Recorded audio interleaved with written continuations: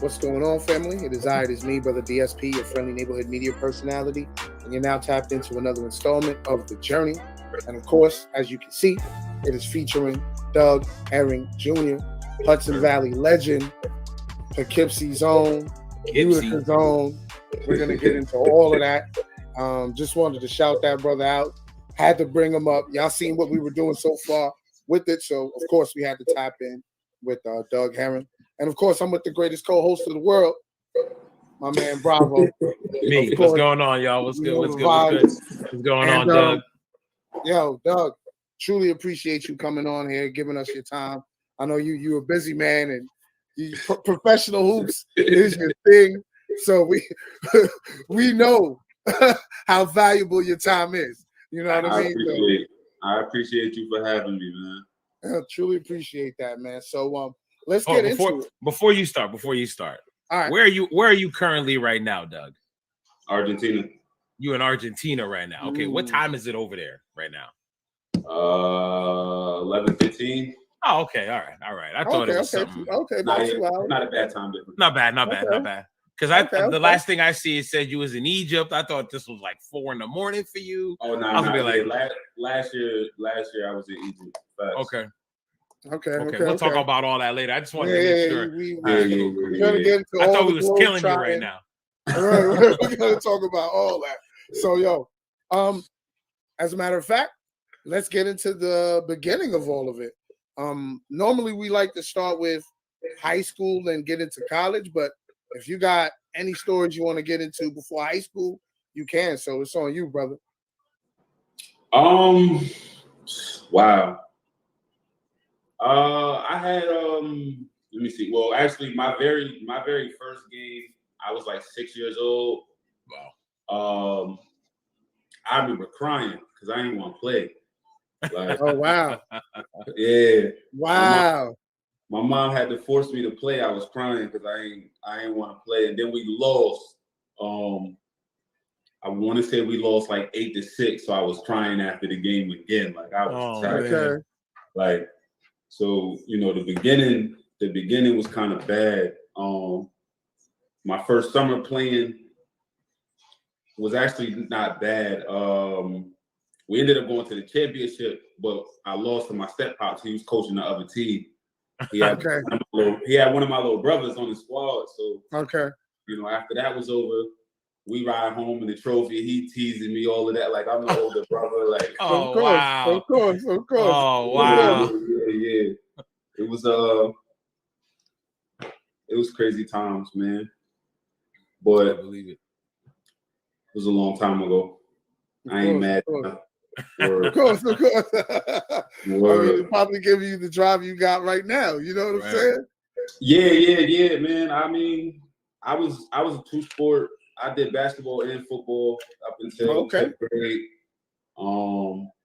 What made you go right to football? Steer away from football. I felt like I was always better at basketball than I was football. So when I was younger, like Pop Warner and all of that stuff in football, my coaches and my pops used to get mad at me because I never wanted to get hit. I never wanted to hit people. Okay. So they get mad. Yo, you got to run them over. You got to, and I'm like, yo, that's not the point of football. The point is to score. Get a touchdown. Right. If I touched the ball 5 times in a game in Pop Warner, I was scoring 2 to 3 times. But they but you could have ran this person over. Yo, bro, I'm trying to score. I ain't trying to touchdown. Hit. Right. What position was you playing? Running back? When I was younger, I started at tight end. Okay.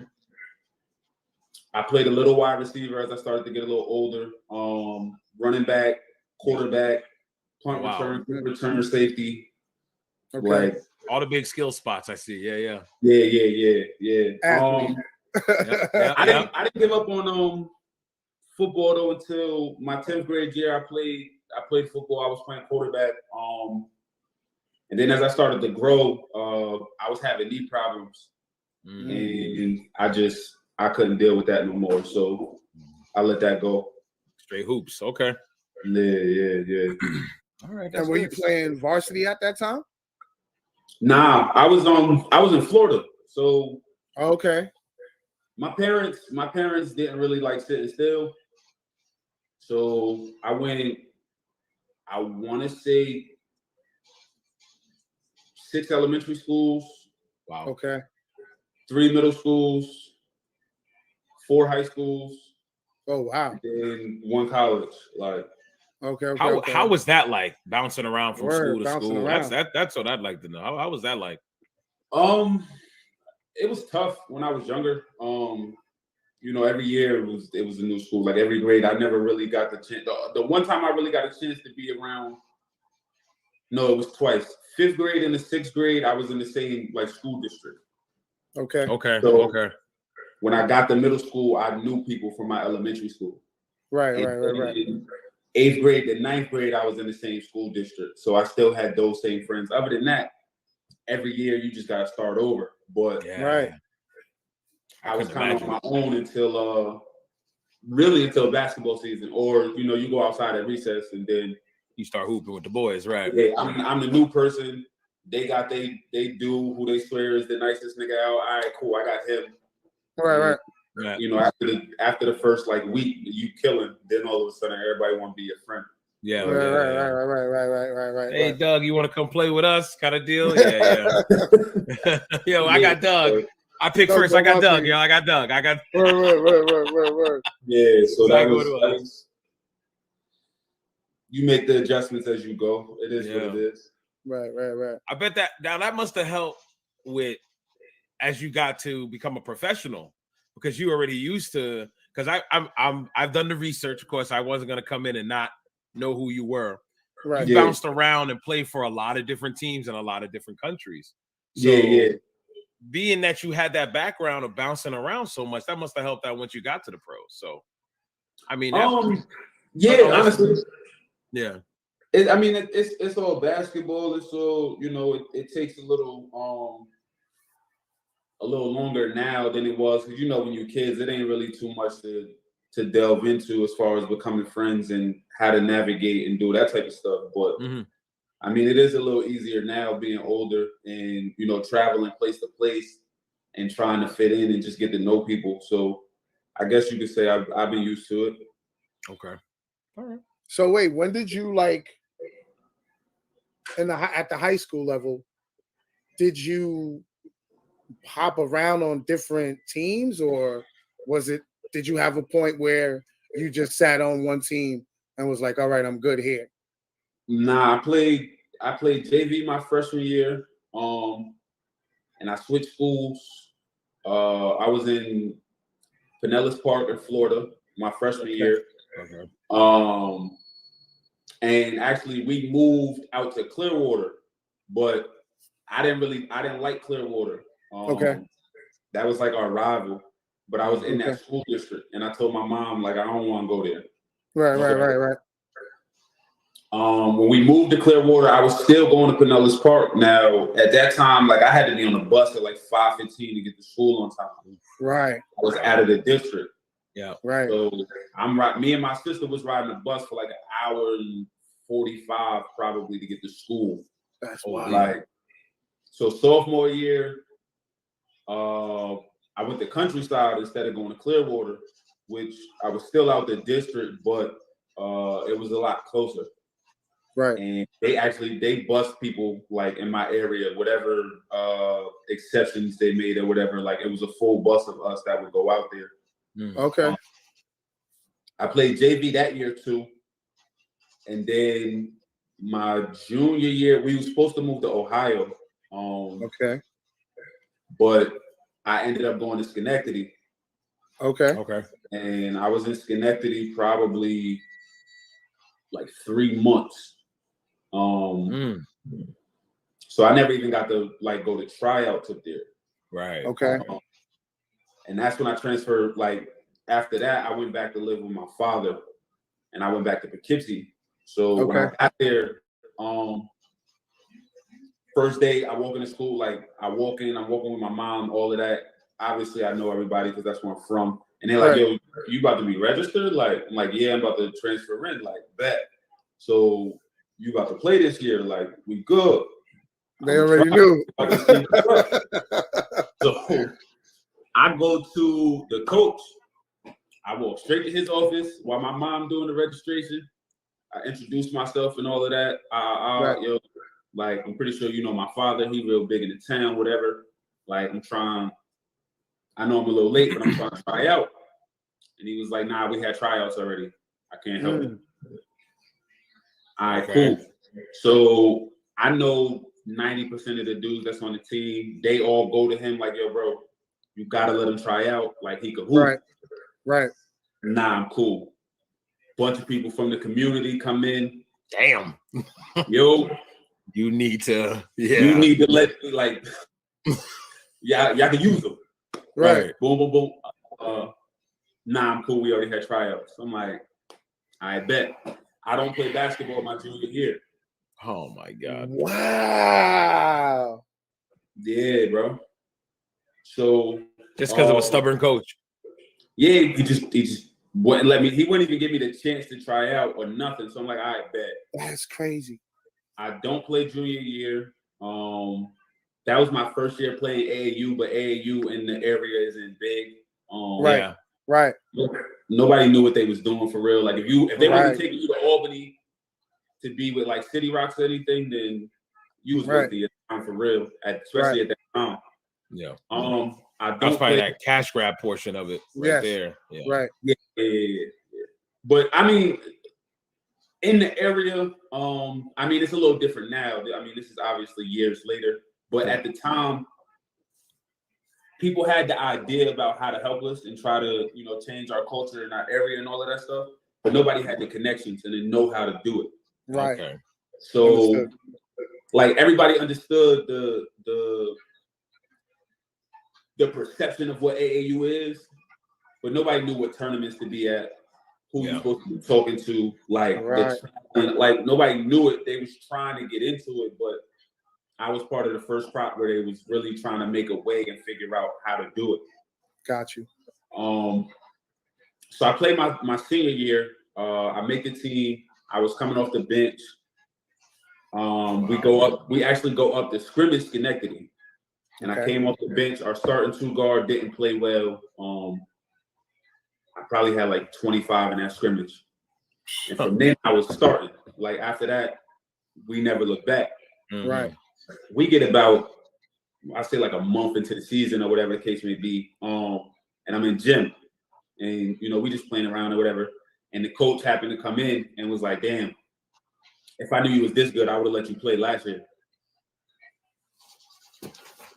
Like, bruh, the community came to you, bro. Like, everybody showed up, bro. Like, what are you talking about? Like, come on. Yeah, so that was always crazy to me. Like, and I'm just like, I was young, and I really wanted to, be disrespectful, but right.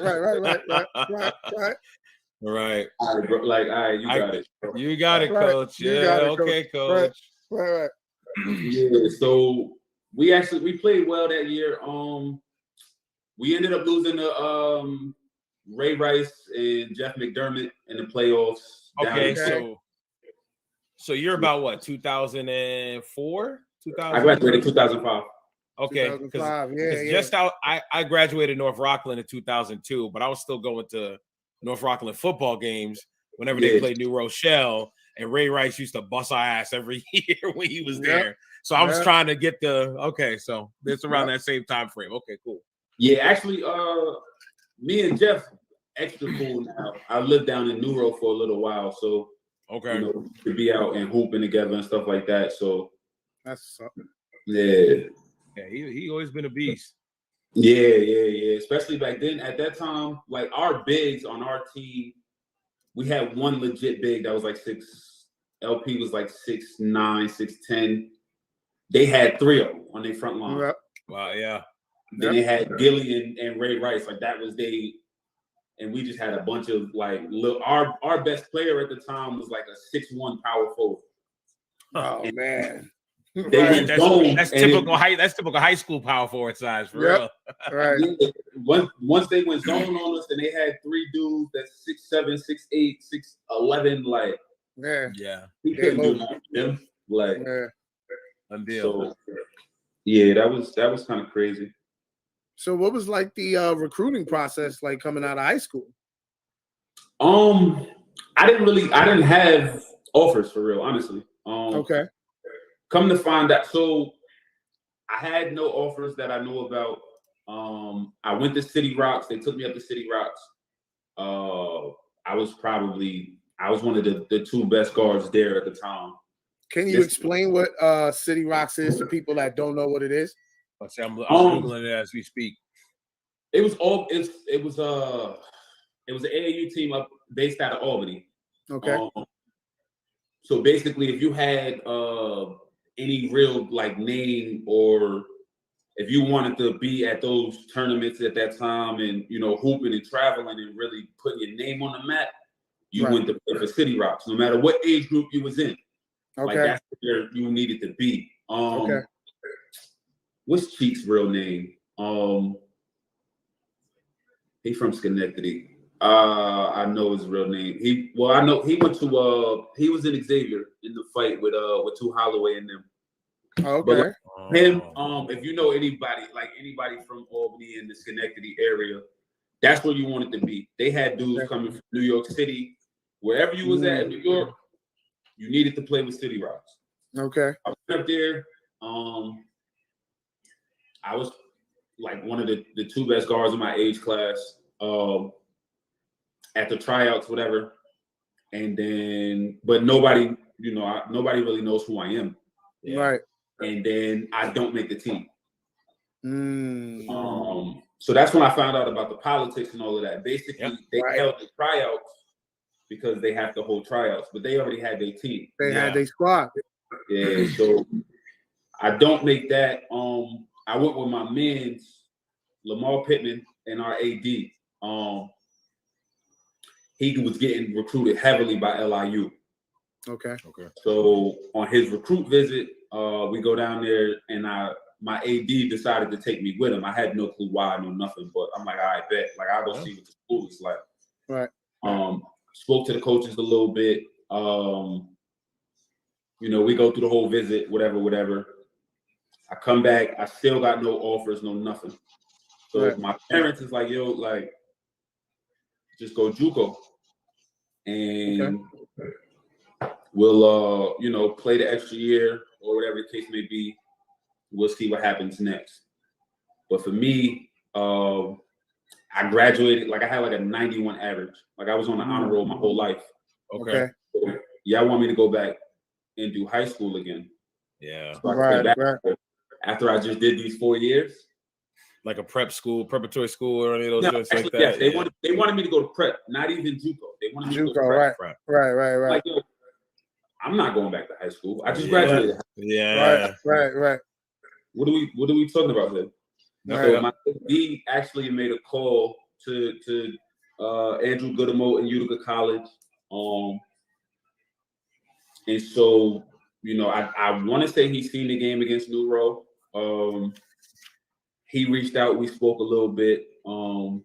He came to the senior all-star game or whatever the case may be. Okay. And that's where we first met. We talked a little bit, whatever. And at this time, I was playing shooting guard.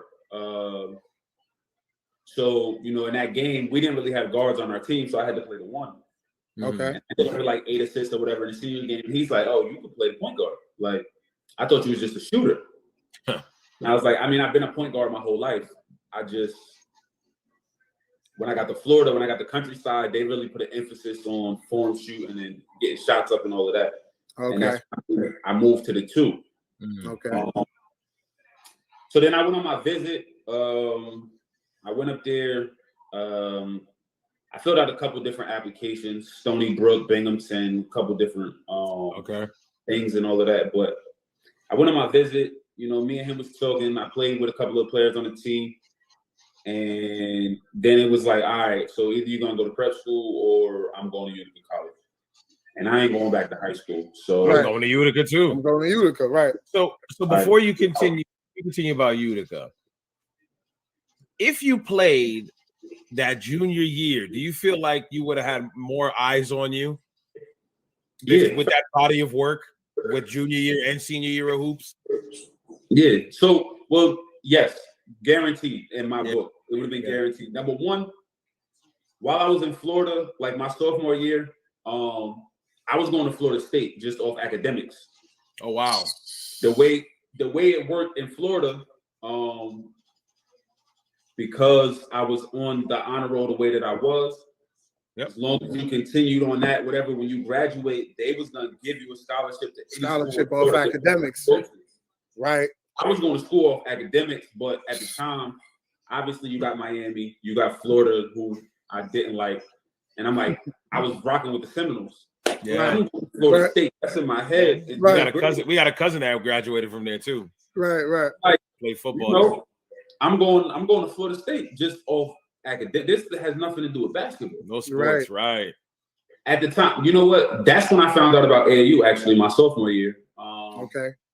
I played my freshman year with my brother because I started school early. I'm a year ahead. Well, I was a year ahead.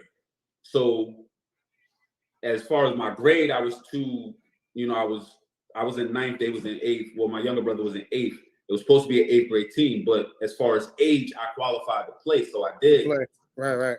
My sophomore year, I was messing around in one class because I didn't like the teacher. I couldn't like rock with the way he was teaching.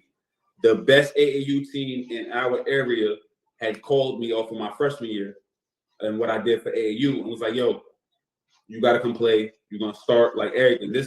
They was everywhere in New York, or I'm sorry, in Florida. Florida, right. I did terrible in one class, and my mom was like, yeah, no. You know, like consequences. Yeah. That's how it be. Yep. So from that, I didn't after that, I didn't play around with it. I mean, I never really did, but until then, but after that, I really didn't play with my academics. As far as my junior year go, if I would have played, I feel like I would have my life would be somewhat different. I would have had a lot more opportunities coming out of school. Yeah. Come to find out, once I got to Utica, the reason I really went on that LIU trip was because the coaches wanted me. Oh, okay. That's why he brought you. Oh, okay. My coach in high school never told me that. And you had no idea. Who is this man? Who is this man? Like, you know how I found out? Matter of fact, I found out after I really committed to Utica, actually. I found out my senior year, right before we graduated, because Lamar Pittman, who was going to LIU, was like, yo, you know my coaches was trying to recruit you, right? Like, and I was like, what you mean? And he was like, laugh ain't tell you. They been reached out to him, blah, blah, blah, blah. Like, that's crazy. Nothing about nothing. Man. So, and that was crazy for 1 year. So if I had the other year to, I could have solidified myself and actually went somewhere. Like, that's D1 basketball. Right. Right. Rod Strickland is the head coach right now. I'm just Googling him right now real quick. Yeah. They're in the Northeast That's Conference. D1, bro. So you had D1 interest, and your coach who said, man, if I knew you were this good, I would let you play last year. So outside influence affected your young college career. Like, gee, that's not how it's supposed to work. They're supposed to influence. They're supposed to help. They're supposed to elevate, motivate. And you got this dude talking about, I don't know. I should have. Oh man, that's terrible. If it wasn't for my athletic director, like I would have had to go prep, or I just would have been home doing nothing. Like, he reached out and got the interest from Utica for me. So, because him and the coach was friends. Yeah. Okay. So now connections. He opened the door for me to make that move. From there, I had to take advantage. Like, right. And Utica's D3, right? Yeah. Utica's D3. Yep. Yeah. How was that experience? For me, it was great, to be honest with you. Right. It was what I needed at the time. Okay. Honestly, my freshman year was actually kind of hard. I think my coach was really trying to push me to be great. And I didn't know what that looked like, especially, being 17 when I got there. Right. So Oh, me you were and him- 17. Okay. That's You like were us. young. We graduated at 17. Same Yeah. deal. Yep. Start school at 5. Yep. Like Yep. my daughter. Yeah, Same deal. yeah. Yep. So yep. you know, doing that, and when I got there, I really fit in with the upperclassmen. We had a lot of upperclassmen who really like took to me and really liked me. Right. So I used to really be around them. We had, I want to say, our incoming class that year was like 18 freshmen. We had like 34 people trying out. Wow. And you know, I'm going through when we have our pickup games and our our runs and all of that. I was never with the freshmen. I never really paid attention to it that year. Right. But I never when they did all the freshman teams, I was never on those. I always played with the upperclassmen. Got you. So we going through preseason and all of that. They was gonna make a JV team for the school because we had so many people. Right. And I'm like, yo, listen, if they try and put me on JV, I'm not playing basketball. Like, I feel you. I don't blame you. Do that. But all of the upperclassmen is like, listen, if there's any freshman here who don't gotta worry about that, you ain't gotta worry. Like, right. I'm like, you know what? I still didn't really have the greatest of confidence at the time or none of that either. I'm like, all that sounds good, but right. You were still young. You were mad young, bro. Yeah, I'm not dealing with that. Like, I'm not going with JV and all of that stuff. Right. He cut a lot of returners that year, but I made the team. We go through. I don't know if you like college. At that time, when like scrimmages, the first I want to say it's 5 halves for real. Okay. And the scrimmages. So the first half is like your core guys and the guys that are really gonna play. The second half is the second, quote unquote quarter. It's like your freshmen, and you kind of let them develop this, that, and third. I want to say I was one of the only freshmen that played in the first quarter. Those first 20 minutes, I was one of the only freshmen to play. I was coming off the bench. I was like 7th, probably 8th man at the time. That's big in college, any level. No, yeah. For me, I just want like being 8th guy as a freshman. As a freshman, if I could get like 10, 12 minutes a game, like I'm cool. Right. That's good. You gotta earn your make an impact when you're on that floor. Yep. Yeah, but like I said, we got a bunch of upperclassmen, we got a bunch of juniors, seniors, and all of that. Like, so if I could get a few minutes, that's a great foundation. In the second quarter, when it's all freshmen, I start. The third quarter, I still play with the upperclassmen. Fourth quarter, I start the fifth. You just do whatever you want as a coach. If that's when you really want to, see what your other freshmen can do against, other rotational guys or whatever, then you do what you do. Got you. So all that happened. The third game of our season that year. No, actually before that, the second game of our season, we had our preseason tournament joint. We had a meeting at like 4:30. I get down there at like 4:25. The meeting started already. And I'm like, how we start the meeting? Yeah, at 4:30. He was like, it started when I got here. And I'm like, but you said 4:30. Right. I got here 5 minutes early thinking I'm doing something. Right. I didn't play the first half in that game. That's our second game of the year. He was early though. Right. That's I said, and this at this time I was kind of like, bro. At this time I just turned 18. So now in my mind, I'm like, all right, now I'm grown. I'm a grown man. I do what I want. Right. I'm like, what kind of nonsense is you talking about? Like, I'm early. You're gonna penalize me for your mistakes and did it like I don't think he did that too much. Right. I didn't play the first half of that game, but we ended up winning that tournament. Third game, our shooting guard had an issue; he couldn't play, so I start. Okay. I had I want to say I had 18 in that game. We win the game. Okay.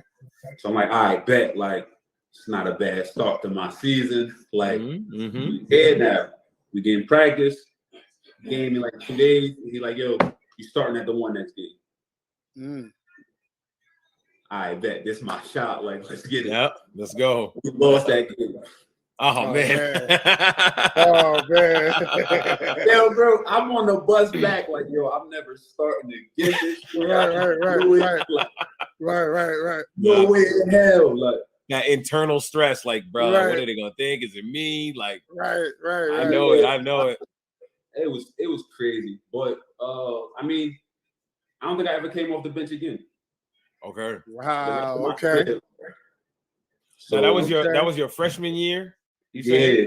said? So I was looking at it. You got. I'm on the Google. They have you as Empire 8 Rookie of the Year.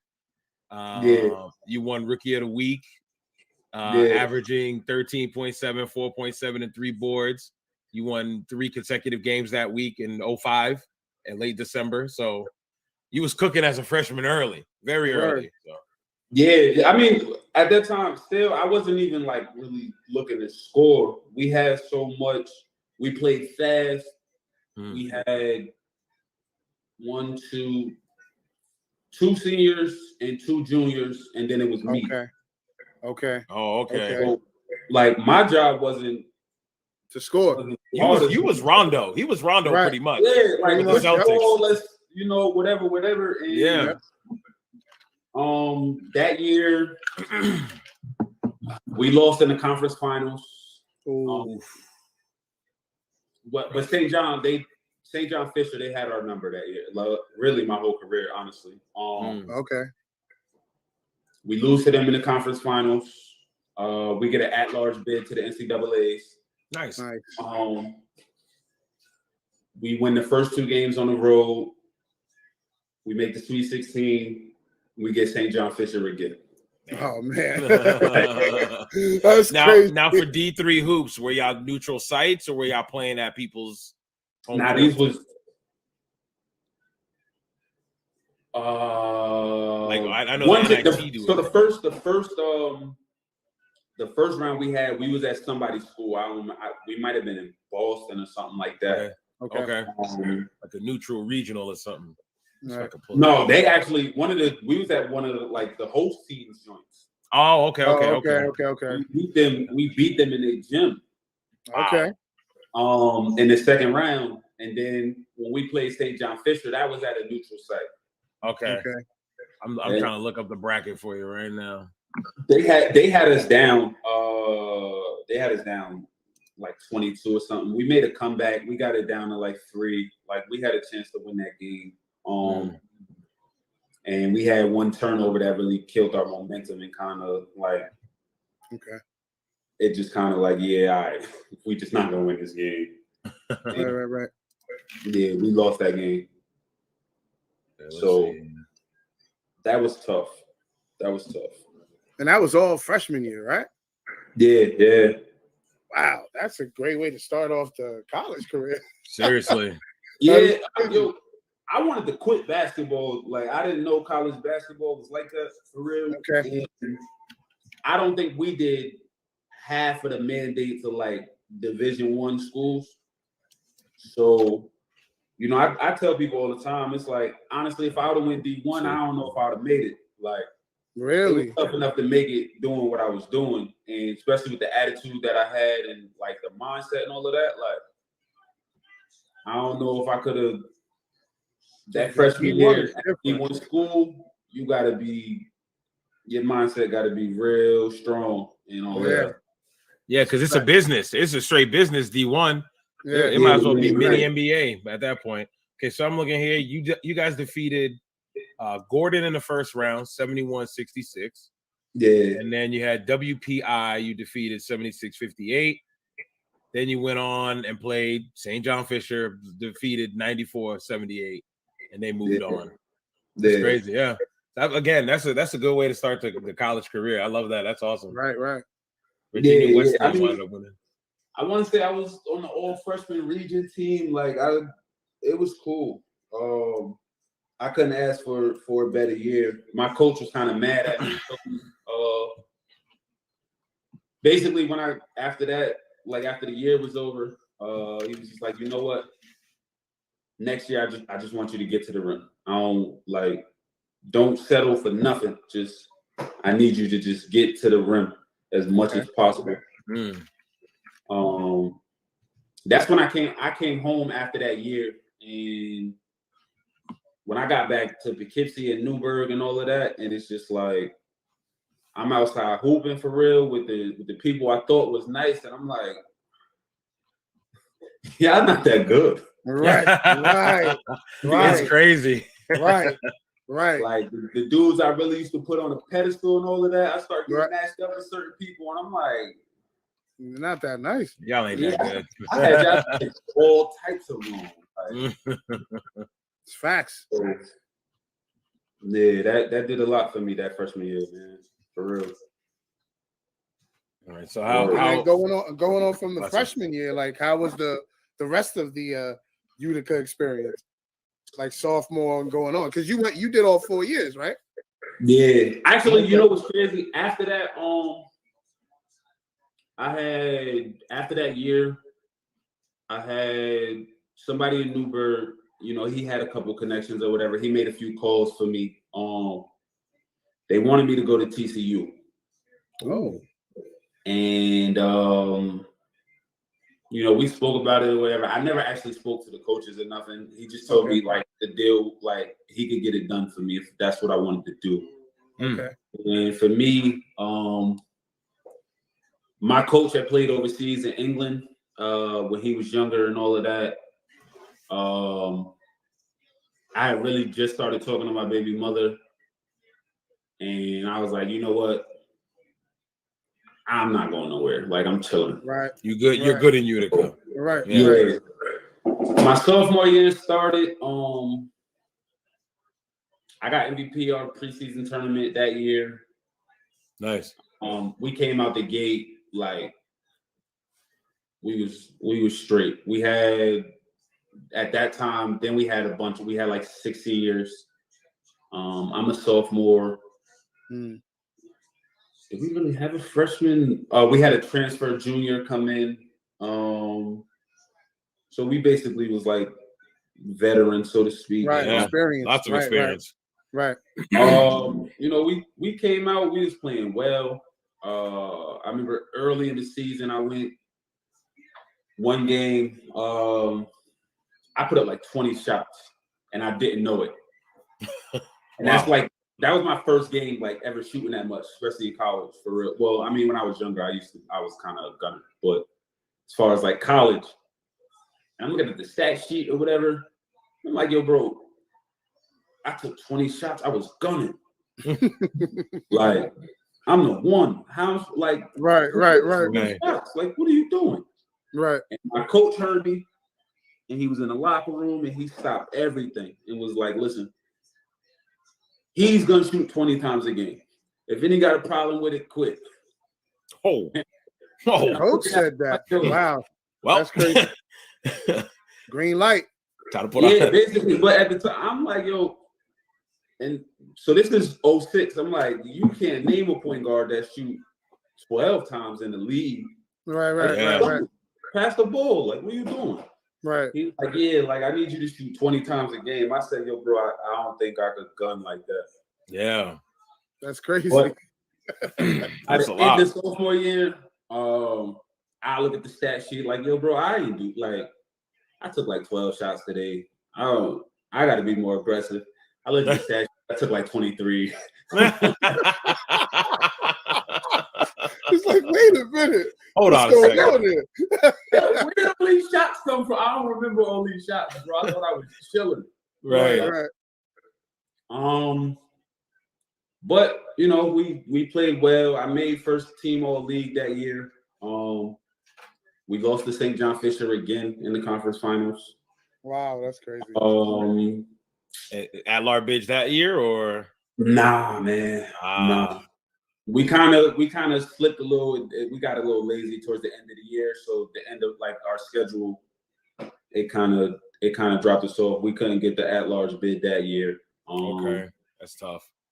Yeah, we lost to Fisher again. That was annoying as hell. They were like the kings of that Empire 8 conference, right? They were like the team. Yeah. Okay. I remember always hearing Okay. about that. Especially at that time. I think I want to say after I left, I want to say it switched to what school did Burton go to? I forget. One of them schools, a different school in Rochester. Okay. But yeah, they beat us that year. I got first team all league. I want to say I got first team all region. All of that. So I'm like, all right, you know what? Next year is my year. The seniors is gone. Like, is it Nazareth? Nah, not Nazareth. Not Nazareth, okay. School did Burton go to? See, Mooresville.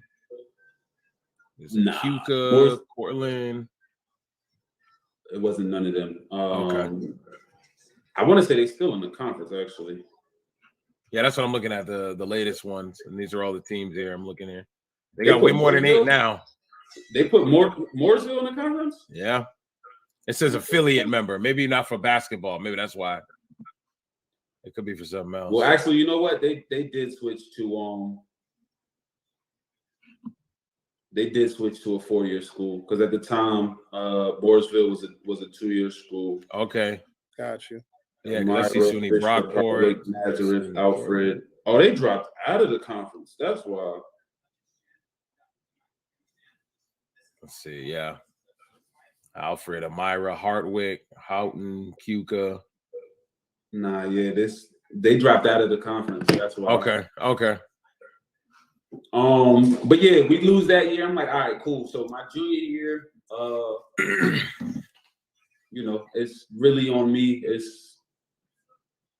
It's my year for real to kind of go crazy. Right. But we had a real young team. A lot of freshmen. I brought one of my mans from home from Poughkeepsie. I made my coach. He was looking for a point guard. I'm like, yo, I don't want to play point guard anymore. Not next year. Like, I just want to play the 2. I want to be able to, you know, catch the second outlet pass and go one-on-one and, you know, really attack. But we was really young. A lot of our freshmen couldn't handle the way that my coach was. And honestly, I was kind of the same way he was. So a lot of them really didn't like understand why I was acting the way that I was acting. Right. You know, why I got on guys the way that I was and that type of stuff. Looking back at it now, it's kind of like, I know why I did it. I just didn't know a different way to do it. Yeah. Got you. Try to get the best out of, you know, the players and all of that stuff. So I didn't do a good job that year at all. Got you. As far as being a leader and all of that. Yep. We started the year off bad. We started really kind of clicking the end of the year, but it wasn't enough. We missed the playoffs by like a game. It's tough because you said your sophomore year you had 6 seniors, right? Yep. Yeah. So all those 6 guys, I'm sure they're all important pieces to the puzzle by then. 6 guys gone. That means that's spots for freshmen, and you don't know how they're going to take to the program, even though they say, "Yeah, I'm signing up." So, right. I mean, we had I want to say my man Munch was our only senior in my junior year. It was only me and probably like one other person who was like the juniors. We had like 3 sophomores probably who really didn't play their freshman year. Okay. And then we had freshmen. Right. So actually, no, we had a couple transfers. We had 2 transfers that was juniors, but you know, they weren't a part of the program. They might as well be freshmen because they got be freshmen. New coach and all of that to deal with. And you know, guys just didn't understand why I was the way I was. I lived with a bunch of them, or I was with a bunch of them every day. And I used to have to like force people. Like every day I used to be in the gym. From my freshman year, you know, we in season. And I would skip class and I would go play at like we had like noon ball where, you know, players was playing from like 12 to like 2. Okay. A bunch of dudes in the school that just didn't want to play for the school. I would go play with them. I would go to practice at 4:00. My coach lived like 2 hours away. So every day when he left campus, I was back in the gym. And I would play with like the football dudes who really didn't know how to play, but I was in the gym with them. Anybody that I seen in the gym, I was just in the gym, in season, out of season. It didn't matter. Like even if I got in trouble I would have got in trouble if I got caught. But like I was in the gym at all times, just working. So I get freshmen and all of that, and I gotta go drag people out their bed. Like, yo, bro, we in the gym, we going to hoop, whatever. Nobody wants to hoop, and nobody really understood. Like, bro, this ain't easy. Like. Right. To do what I'm trying to do. I've been to the Sweet 16. I'm trying to go back. I'm trying right. Before was down in like Fort Lauderdale or something. Man, I'm trying to go on spring break and be in Florida. Like, trying to win something. and nobody else really had that type of drive and understanding. And I wasn't really like jokey. So they just thought I was an asshole for real. Right. But that was just how I was. Like, I genuinely cared for people and wanted to see them do well and all of that, but I put the work in. We got to be in the gym. Nobody would do it. They called Jordan and Kobe the same thing. Right. Yeah. So, you know, we underachieved that year. But I was first team All-League again. I see here on, I want to see if there was some validity to it. It said you were a nominee for the Bob Cousy Award as a junior. Is that any validity? Okay, that's cool. Nice. That's fire. Yeah. Nice. I think, let me see, who won it that year? Your junior year was what, 08? Yeah. So that was Ty Lawson? No, that's your senior year. DJ Augustine. DJ Augustine won it there? He won it that his sophomore year, he won it. But he was playing with Kevin Durant, D1, and you were a nominee at D3. That's dope. Yeah, that's still something. Cool. You know what I mean? Like I played well. We was too young. They didn't like we started to understand at the end of the year. And you know, then I was able to do a little bit less. They stopped relying on me as much. As other guys started to really get comfortable and we started really playing well. I feel like if we would have gotten the playoffs, we would have won it. And we just missed out on that. My coach leaves after that year. Oof. That's tough. Changing your senior year is crazy. Right. Yeah. We go through a whole coaching change. And we did a whole process where, you know, they broke the team out and they said that they was going to listen to what we wanted and, you know, try to make the best decision.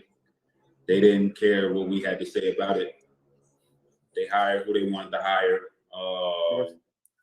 But he was like, for me, it was like he had the most experience out of the candidates, but the program that he was at was like 4 and like 22. Like, what are we doing that for? Like, why are you bringing him in? Right. What? He was coaching in our conference. I'm like, yo, I beat up on these niggas every year. Like, right. Oh, that's even weirder. Yeah, what? Yeah, that's a step weird. back. Right. Like, why is that your decision? Like, so when he came in, honestly, I was, like I said, you know, this is years ago, but I didn't really have respect for him. Right.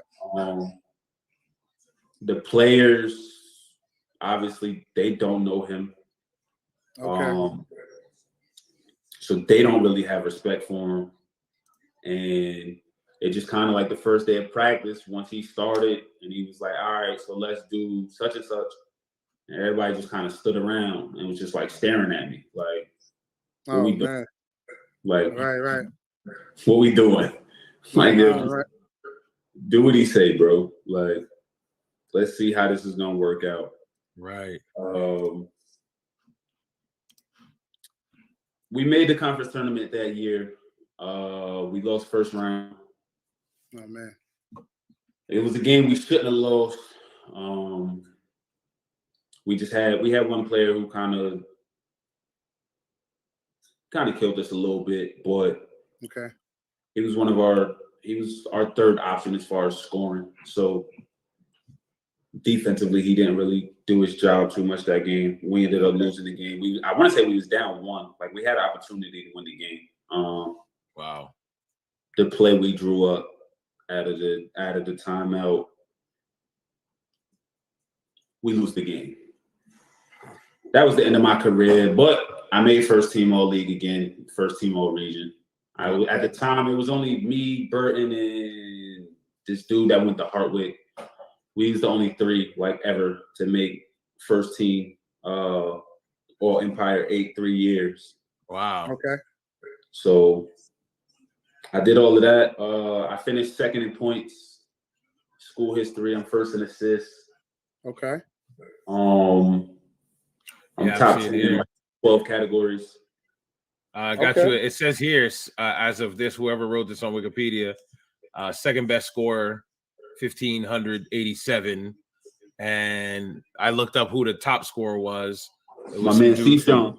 Yeah, it said something from some guy from back in the 80s, or that guy, he get eclipsed here. So. Oh, you know what? Ankrum It is somebody older. My man, Sean, I want to say is third. I passed him. Okay, yeah, I seen. I'm gonna see if I can get his name again. David Ankrum. Yeah. They say he scored almost 2,000 points in less than 50 games in the 80s. That's crazy. He was going crazy. A big from no, not a big 6'4", 6'4" from New York City. Okay.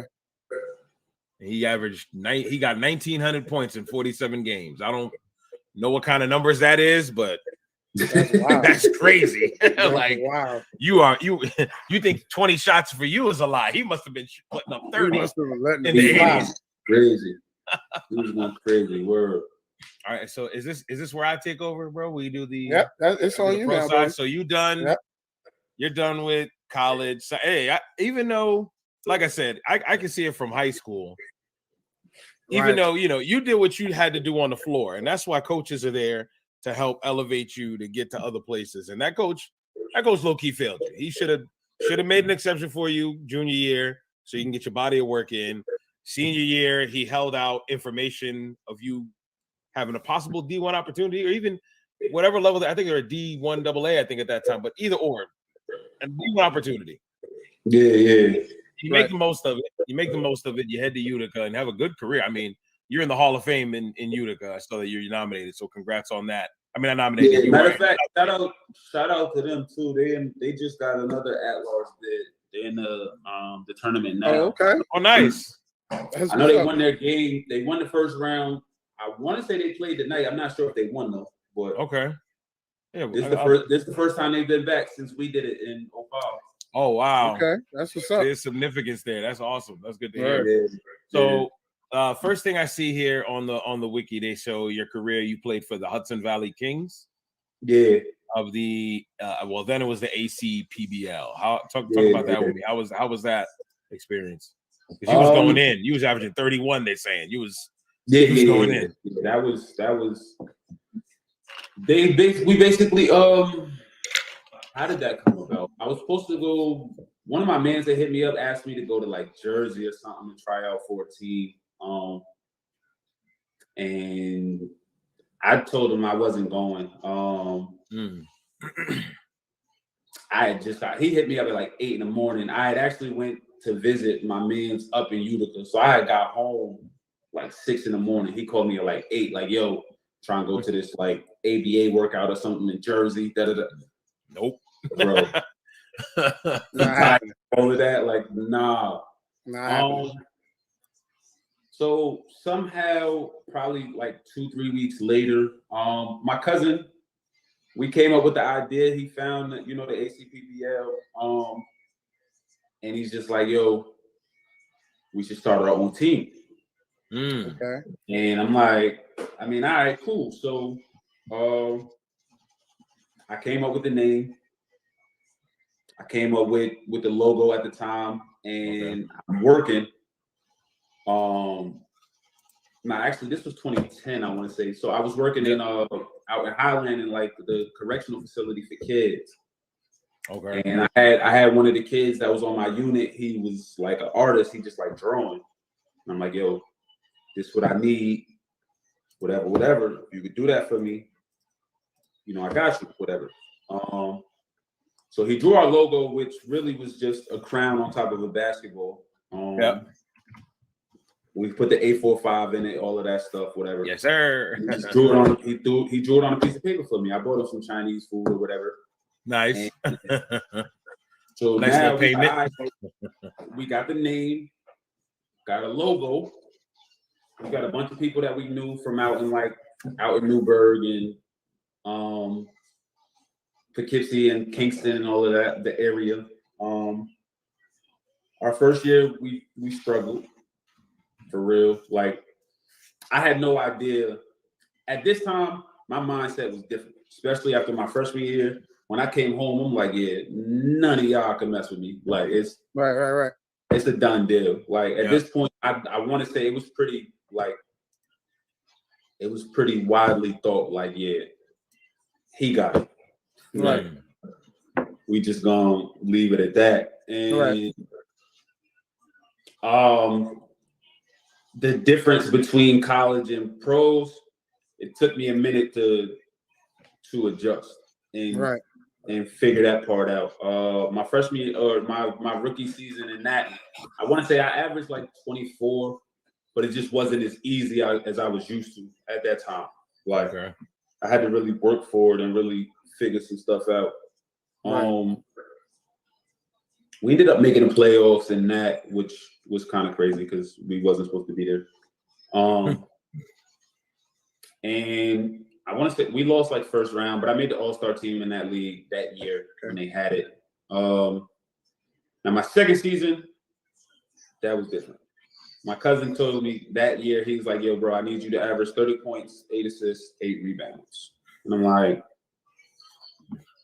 I mean, I don't know if you think I'm LeBron or somebody, but those are straight LeBron numbers. I'm gonna do what I could do. Like, but that year it was so much different. I want to say I finished averaging like 32, 12, and like 9 or something. My God.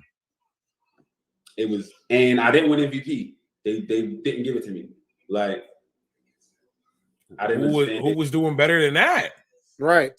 That season, that was the second year. Yeah, they gave it to a dude out in Maryland or VA or something.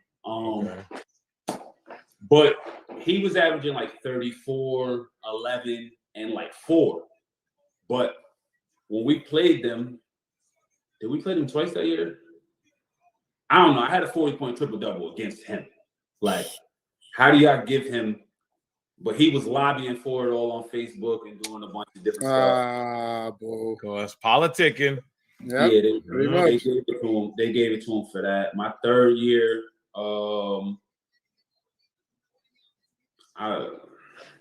everybody was just like, yo, like, somebody got to stop this dude. Right. I see here, March 2nd, 2013.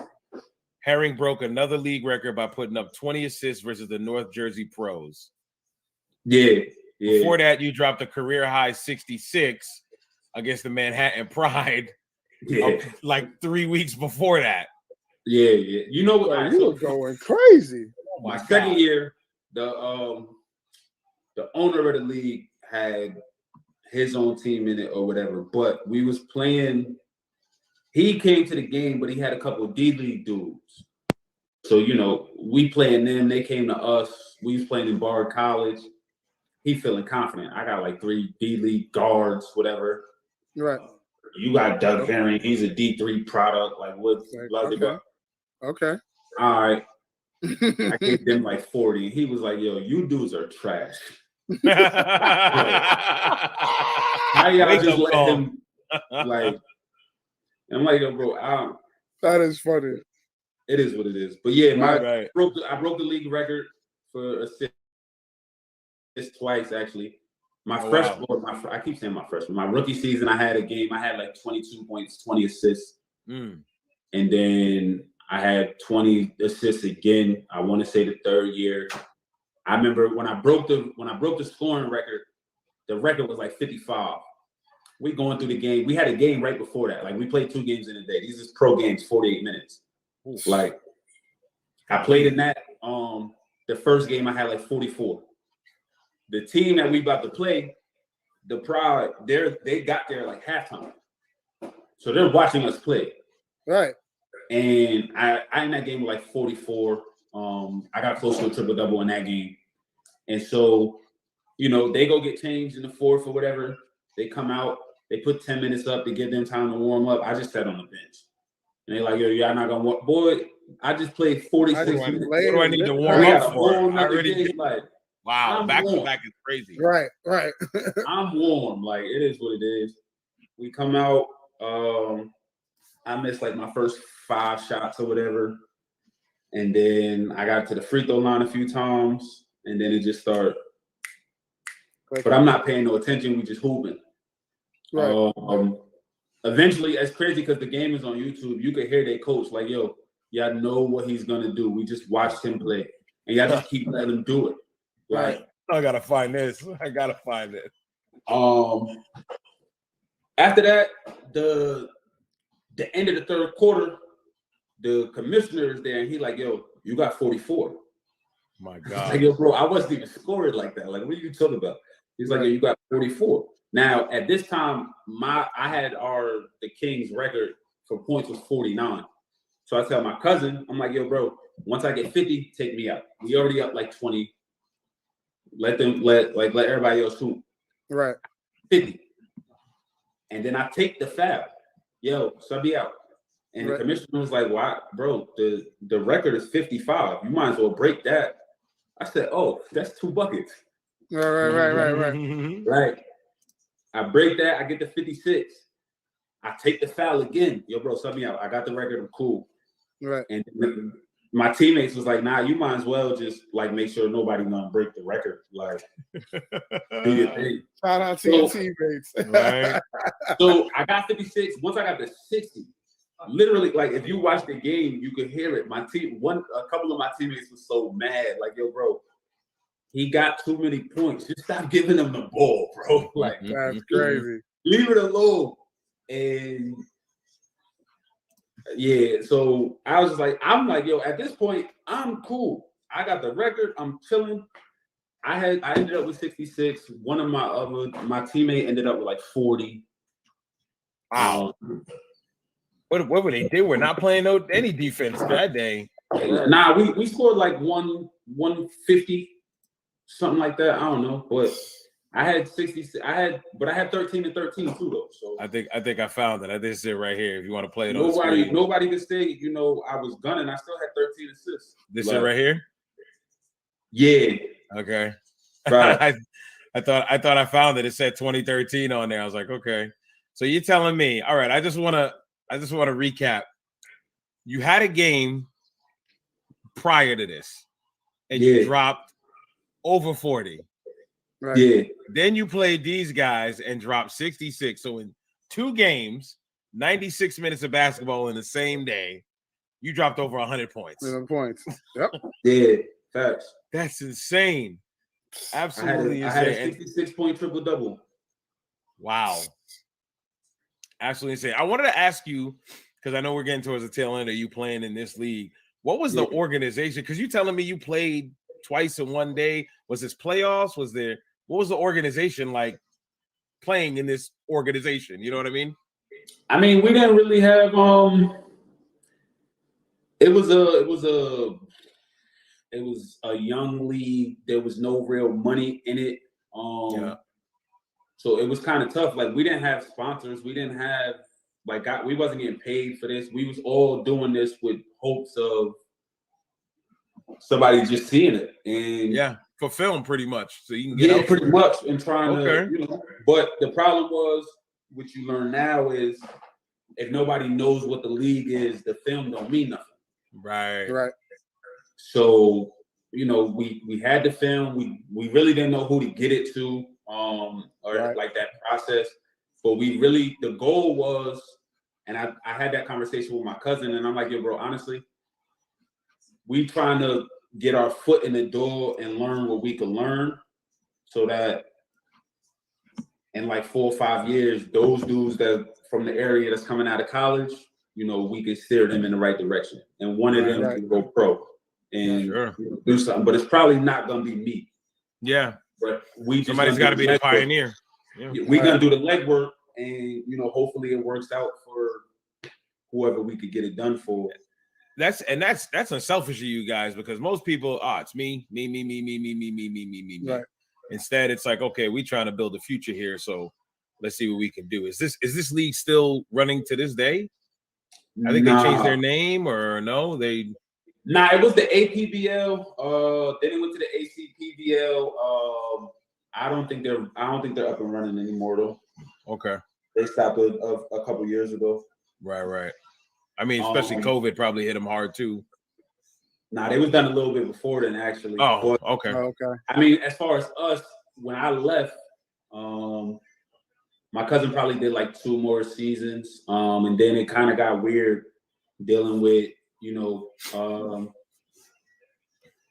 with men and trying to get dudes to travel from New York to Virginia, and nobody's getting paid for this. Like, we got cars, we gotta like who's driving, who like. It started getting a little too difficult to deal with, and then guys was having commitment issues. A lot of people had families, jobs, right.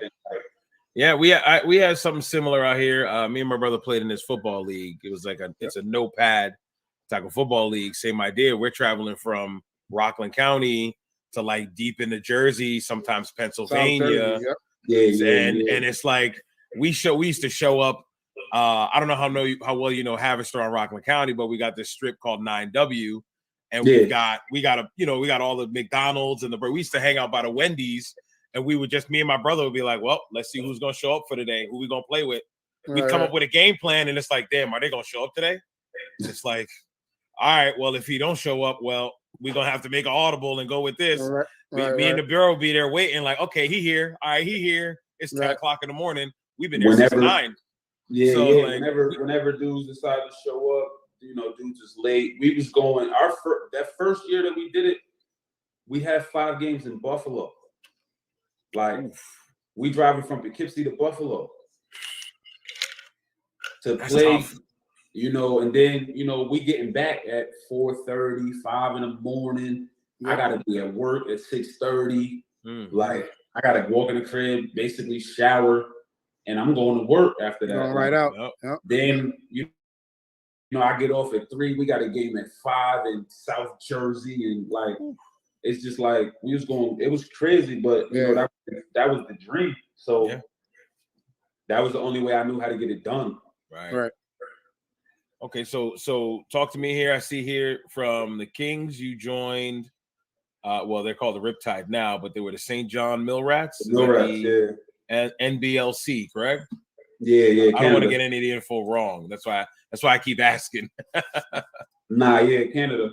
So how was that there? I seen you did a couple stints for a couple different teams in Canada. They have you as like honorable mention of the Hall of Fame is what I looked at. They put you in. Yeah. So I got footage here. You can talk to us about it. So DSP, if you could let it run.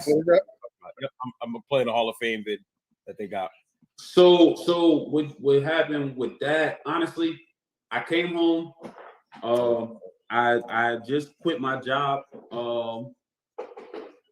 I played in everything in New York City. I was in Rucker. I was in West Forth. I was in Watson. Nice. I never liked Dykeman, so I wasn't there. But I was outside of New York. Nobody knew who I was. So I came down here, and at the time when I was with my baby mother, it was like, yo, collect unemployment, play in everything, make a name for yourself, and if I don't get a job playing basketball, then it was over for me, honestly. Right. We was playing out in Connecticut, in the Hartford. Shout out to the wifey for that one.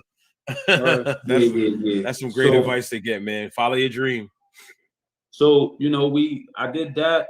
She kind of got mad. I was having to call out of work when I'm with the Kings and all of that. Like, so it was kind of interfering with some stuff, but whatever. So I go through the summer. I go out to Hartford. I was averaging, I don't remember that summer I wasn't going too crazy. I probably was averaging like 30. But I was everywhere in the city. So everybody like, yo, who is this kid? Like, where did you come from? Where'd he come from? Right. Right. Oh, good pass. So, I'm out in Connecticut. It's literally like August, my last game of the summer. So it's like, all right, we got the playoffs, whatever. A bunch of players don't show up for us. Oh man. Basically, we lost that game. I had 55. We lose, but the owner of the Mill Rats was in the building. We had a 7-footer on my team. They told me he tried to leave, but they was like, yo, it's a 7-footer in this game. You know, he blocked a lot of shots, whatever. So he stayed to see my team. I had 55, and then he hit me up and was like, yo, pass. I need another scorer in Canada, like if you interested. Hell yeah, like right. Like facts. So I signed. I left in like October, November. I want to say early November. I was coming off the bench. My man Double A was the face of the franchise, really the face of the league. So he's playing like 44 minutes a game. Actually, no, our first scrimmage, I didn't shoot the ball our first scrimmage. Fourth quarter, Double A don't play the whole fourth quarter. I had 21 in the quarter. Wow. I come into practice the next day, and my coach is like, yo, it's Double A's team. Like, if you don't like it, like, you could go home. And I'm like, okay. Yo, he wasn't even on the court, bro. Like, what are you talking about? Right. He was playing. Right. I bet. I don't play the first 2 games of the year. I sat the bench. Double A was playing the first 3 games. Double A was playing like 44 minutes a game. I was playing the other 4. Crazy. Now, were you the off guard here, or were you back to playing the 1? Nah, I was playing the 2. Okay. So I'm like, yo, I walk in. We had a film session or whatever. I wait for everybody to leave, and I go to the coach, and I'm like, yo, listen, I didn't come up here for this. This ain't what I was told, like, was gonna happen. Like, you could send me home, bro. I'm out. And Double A walked in the office right after that, and was like, yo, me and him supposed to be the scorers, but we've never been on the court together. Like, make that make sense. Right. And even in practice, we would always guard each other. We was never on the same team, not once. That's odd. Okay. And almost like they wanted y'all to compete against each other. Right. Yeah, pretty much. Well, the coach basically, we had my man Will Blaylock. He was drafted by the Pistons. Will Blaylock, I remember that. I remember him. Yeah. Yep. So he was on our team. We had Lethal Shooter was our small forward. Oh wow. Okay. He a demon. Yeah. And so I'm coming off the bench, but he made it known and was like, yo, these guys are gonna play all of the minutes or whatever. So I'm like, all right, whatever. So after Double A came in there and he said what he said, he's like, you know what? I'm gonna start on the next game. So he moved, pull boy. He moved Lethal Shooter to the bench that game. I had 40. Wow. And then from then on, like I was starting. So he had Will Blaylock running the 1, Double A on one wing, I'm on the other wing, and we both just here to score. Like, we out. So that after that, we never looked back. Will ended up getting hurt probably like 4 games after that. So my coach was like, yo, Double A, I need you to run the 1. And I'm like, how he supposed to run the 1 and be the scorer? Like, every play is for him. Yeah, if anything, I'd have you run the 1. You run the 1, you set the offense, he can still be the off guard. So I never spoke to the coach about it. I just told Double A, I'm like, yo, bro, don't worry about it. I got it. Like, you just go do what you do, and I'll handle everything else. And yeah, from then on, like I never saw the bench again for real. Like after that, I was averaging at the end of that year, me and Double A, like we had a bunch of people hurt. And when we got to practice, coach was like, yo, like, what do y'all want to do? We had like 8 people in practice because everybody was hurt. He's like, yo, what do y'all want to do? Because y'all both gonna play 46 minutes a game. Like, what we doing? Yeah, Right. they have no choice, right?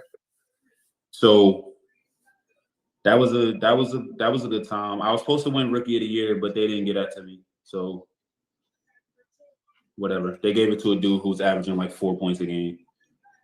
Was he? Wait, that's the Canadian League, right? Yeah. Was What that is dude going Canadian? on?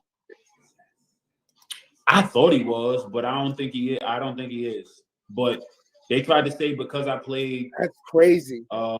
because I played, in the ACPBL, which is semi-pro, I never got paid for playing. They try to say that I wasn't. You were really professional. You weren't, but it's semi-pro.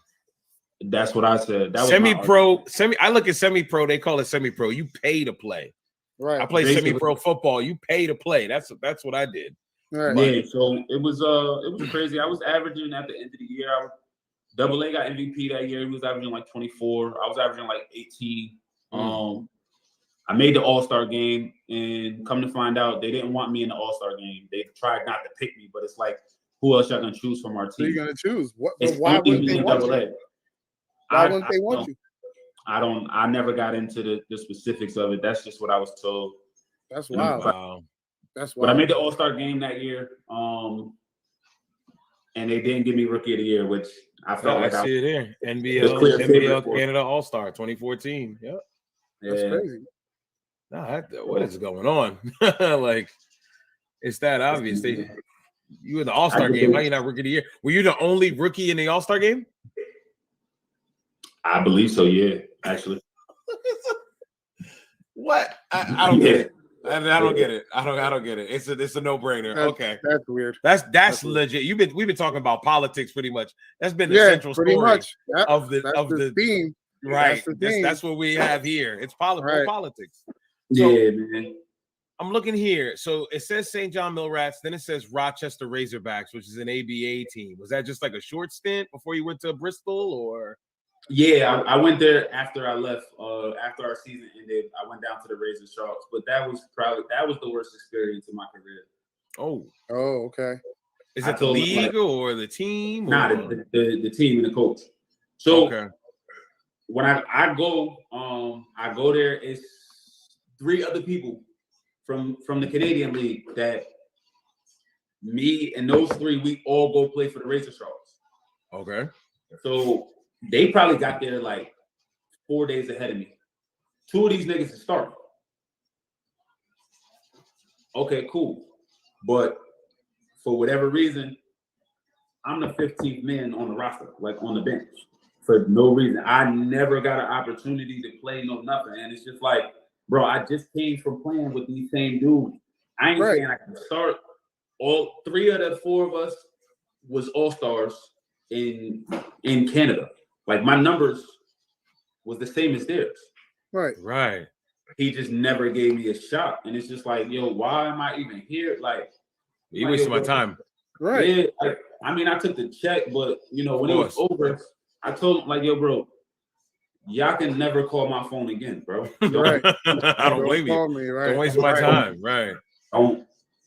I just You wanted spend that time doing other I'm not things. asking to start. I don't need 30 minutes. Like, I just want to hoop. And he would play like 12, 13 people. I just would never be one of them. And I'm like, So yeah, you was dressed at the end of the bench? yeah, every game. Wow. That's crazy. I used to tell them, they like, yeah, bro, we got a game later on. I said, no, y'all got a game. Y'all got a Y'all got a game, game, not right. me. Bro. I got a front row seat. That's all I got. Oh my What am God. I here for? And That's it was crazy because, the dudes from Canada didn't understand it either. Now, Okay. two of them is from out that way. So I kind of understood why they got the treatment they got in a sense. But Ryan is from the Midwest, and it's just like, That's good. why am I the odd man out? Right. But I mean, we won the chip in that, which I count it because it counts, but I got the ring for it. But Yeah. I don't really count it because I ain't have nothing to do with it for real. Right. So That's insane. That's Yeah. wild. So off the Bristol, London, you go, huh? yeah. How was the hoops out there? I got more footage too, DSP. Let it run. How's the basketball out there in England? I like this England. beginning. This beginning fire right here. England was cool, bro. they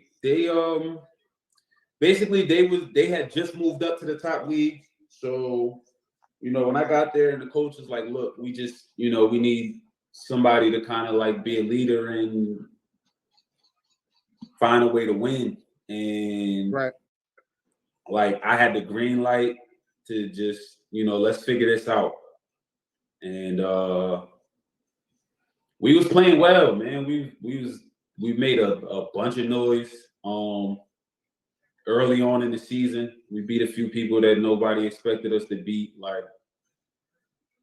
we was doing good until I hurt my knee, and yeah, my season was over pretty quick. Okay, but I seen that. I saw you guys were like 10-1. I think the game you hurt your knee was the loss, right? Or something like that. Nah, we wasn't that. We was.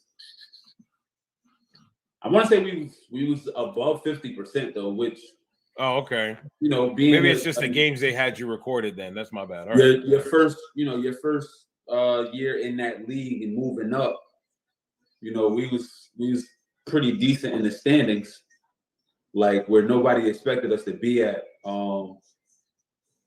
And I got hurt playing Julius Hodge in them, man. Oh man! Wow. Yeah. Hodge. Wow. That's a name. Right. Julius Hodge. Wow. I've heard that one in a while. Actually, we was beating them too at home. Okay. And yeah, I tore my meniscus. To this day, I still don't know how that happened. But oh man, that's the worst. The shock absorber. That's the worst. Yep. Yeah. Was it like a contactless injury? Nobody hit you and touched you, nothing? Nah, not really. It was a pick and roll. I didn't really get bumped for real, like nothing. Yep. I just felt it like. Yep. I'm just like, oh. Just a step. Can't walk. I hobbled off. Like I'm like, like I don't know what it is. I could extend my leg. Like, yeah, they had me go to the doctors that night. I got the MRI. This was on, I want to say like a Saturday. I went back Monday. They kind of told me what it was after, Saturday. So I started doing research or whatever. And I'm like, oh, bet I could be back in a month. Like I'm straight. It ain't nothing crazy. I go in there Monday and he like, yeah, it's going to take you about 6 months to get back. Like, oof. I'm like, oh, my season is over. I was pissed. Yeah.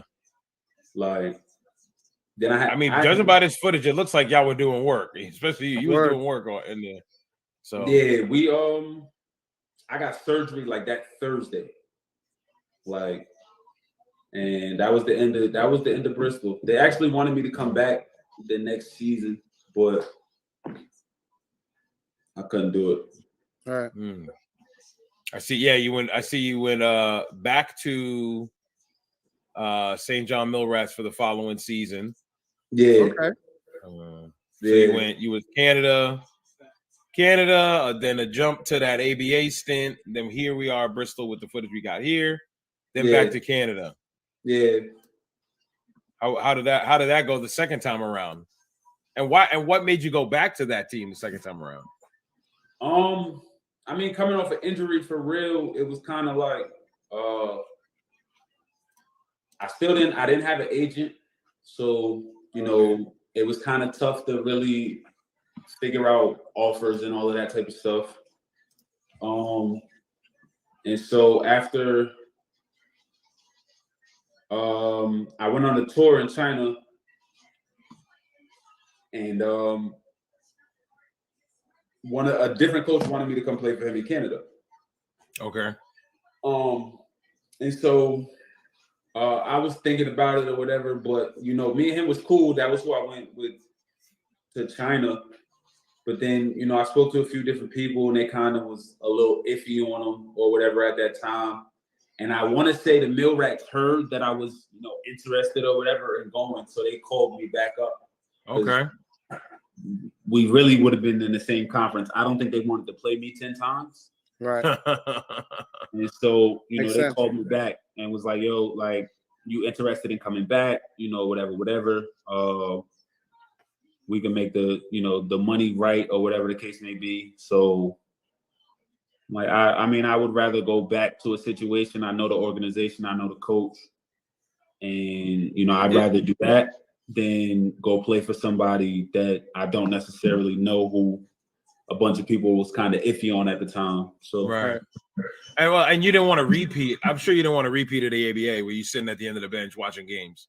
Right. You want to be in there and be active. And this Millrats team knew what you could bring to the table from the previous season. And they're like, okay, we get to get this guy back. I'm sure it was more than an easier decision for you to be like, all right, I'm gonna go cook. I mean, at that time, once we got back to training camp and all of that, obviously I know the coach, he know me. He really was just kind of like, well, you basically got the keys to the car to do what you're gonna do. What was his name? Double A, was he there? Yeah. Okay, so y'all were still cooking together in this one. Yeah. So my man Stove, the center, he broke the league block record in like 17 games out of the 40. Like, wow, he's blocking like 3 shots a game. Like, he ran away with the block record. Nice. That's crazy. Yeah, just we had a talented team, man. The team that we lost to in Halifax, they was just really bigger than us, honestly. Got you. That kind of hurt us. Okay. In the playoffs. My man Mike Glove was a problem. Kyle Hunt was a problem for us. They had my man Billy White, who is arguably the best power forward to play up in Canada. Okay.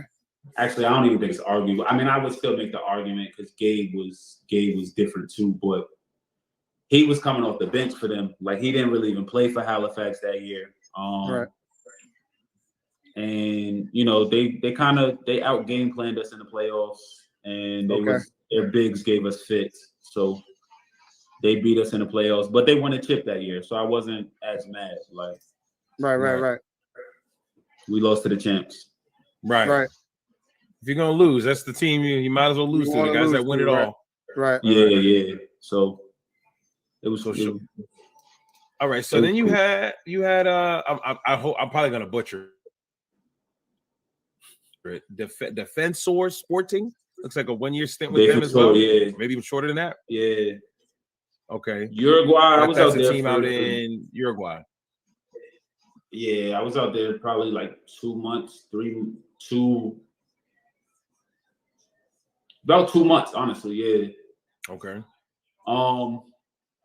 They told me something different than when I got there. So it was kind of like we don't really have like a secondary playmaker. So we need, basically that was how they sold me the job. Right. And when I got there, it was obvious that they had their point guard. So it's like, all right, whatever. But they basically wanted me to be the primary defender and go stand in the corner on offense. And I'm like, yo, nope.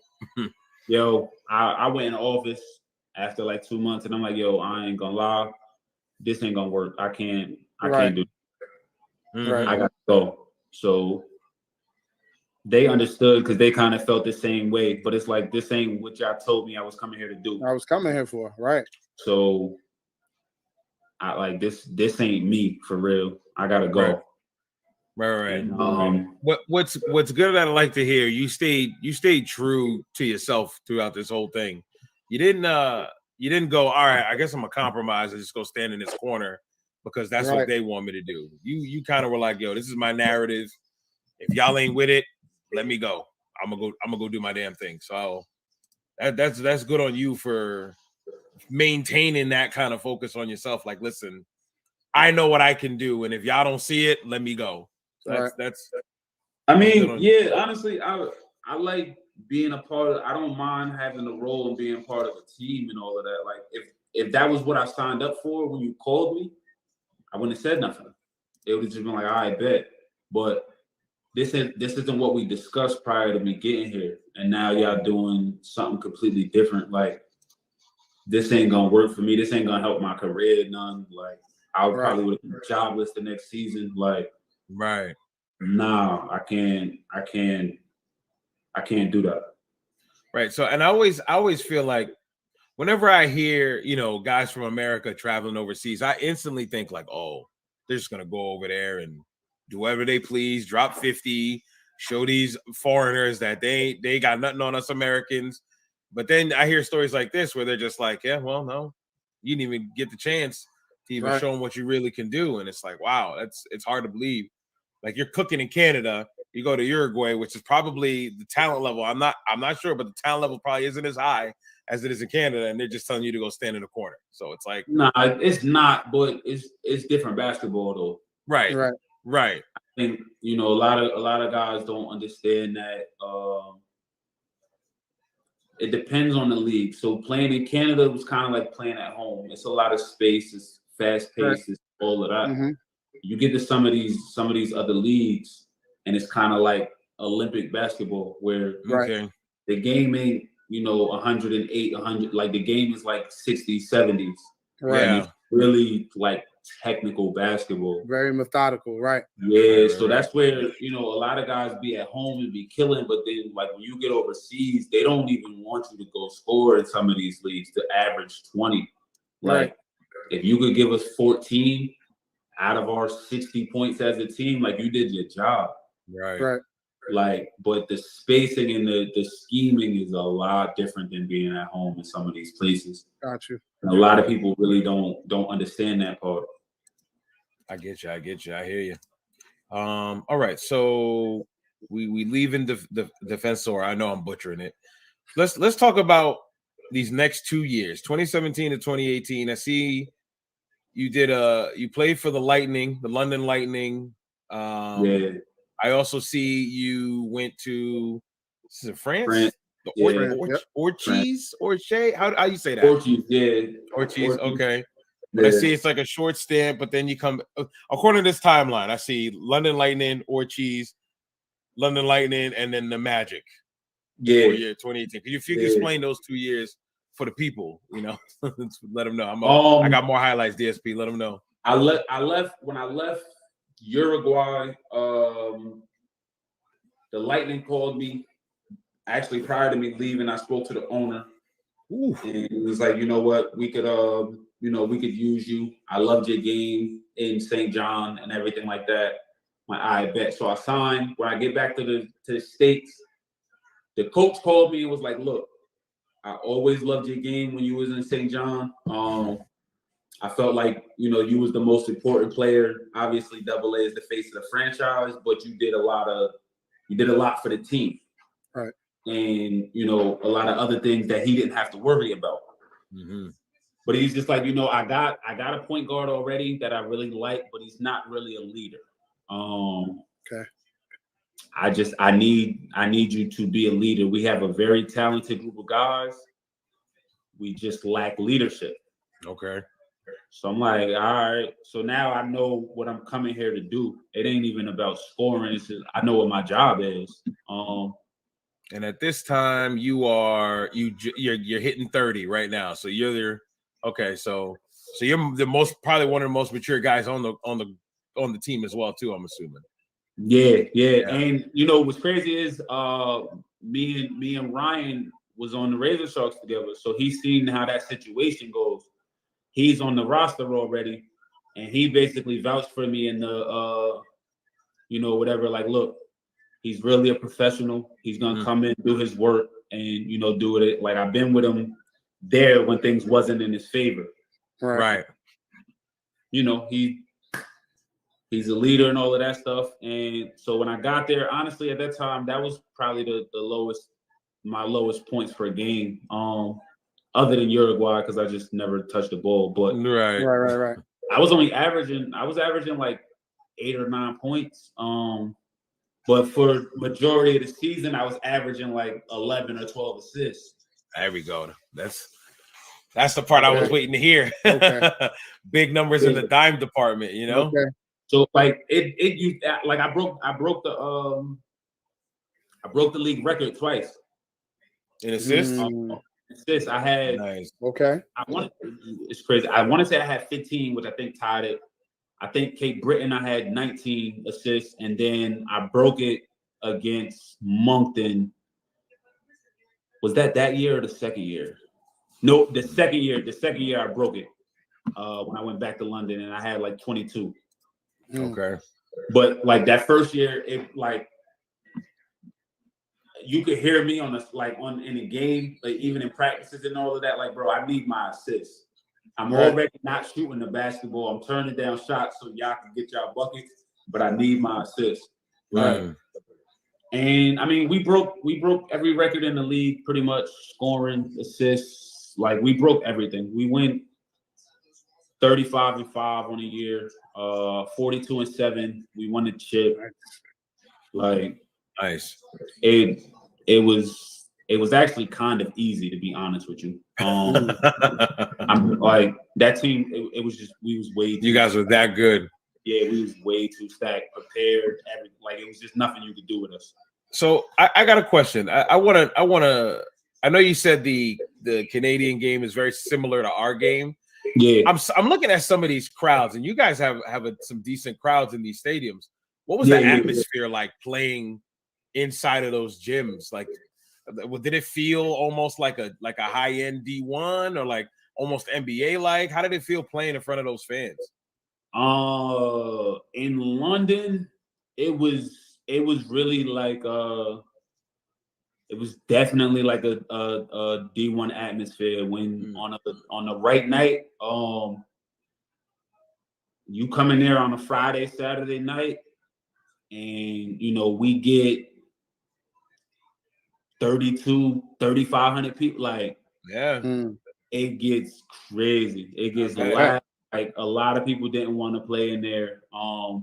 It was a tough place to play for real. Like, I imagine what it felt like on the road for real. Right.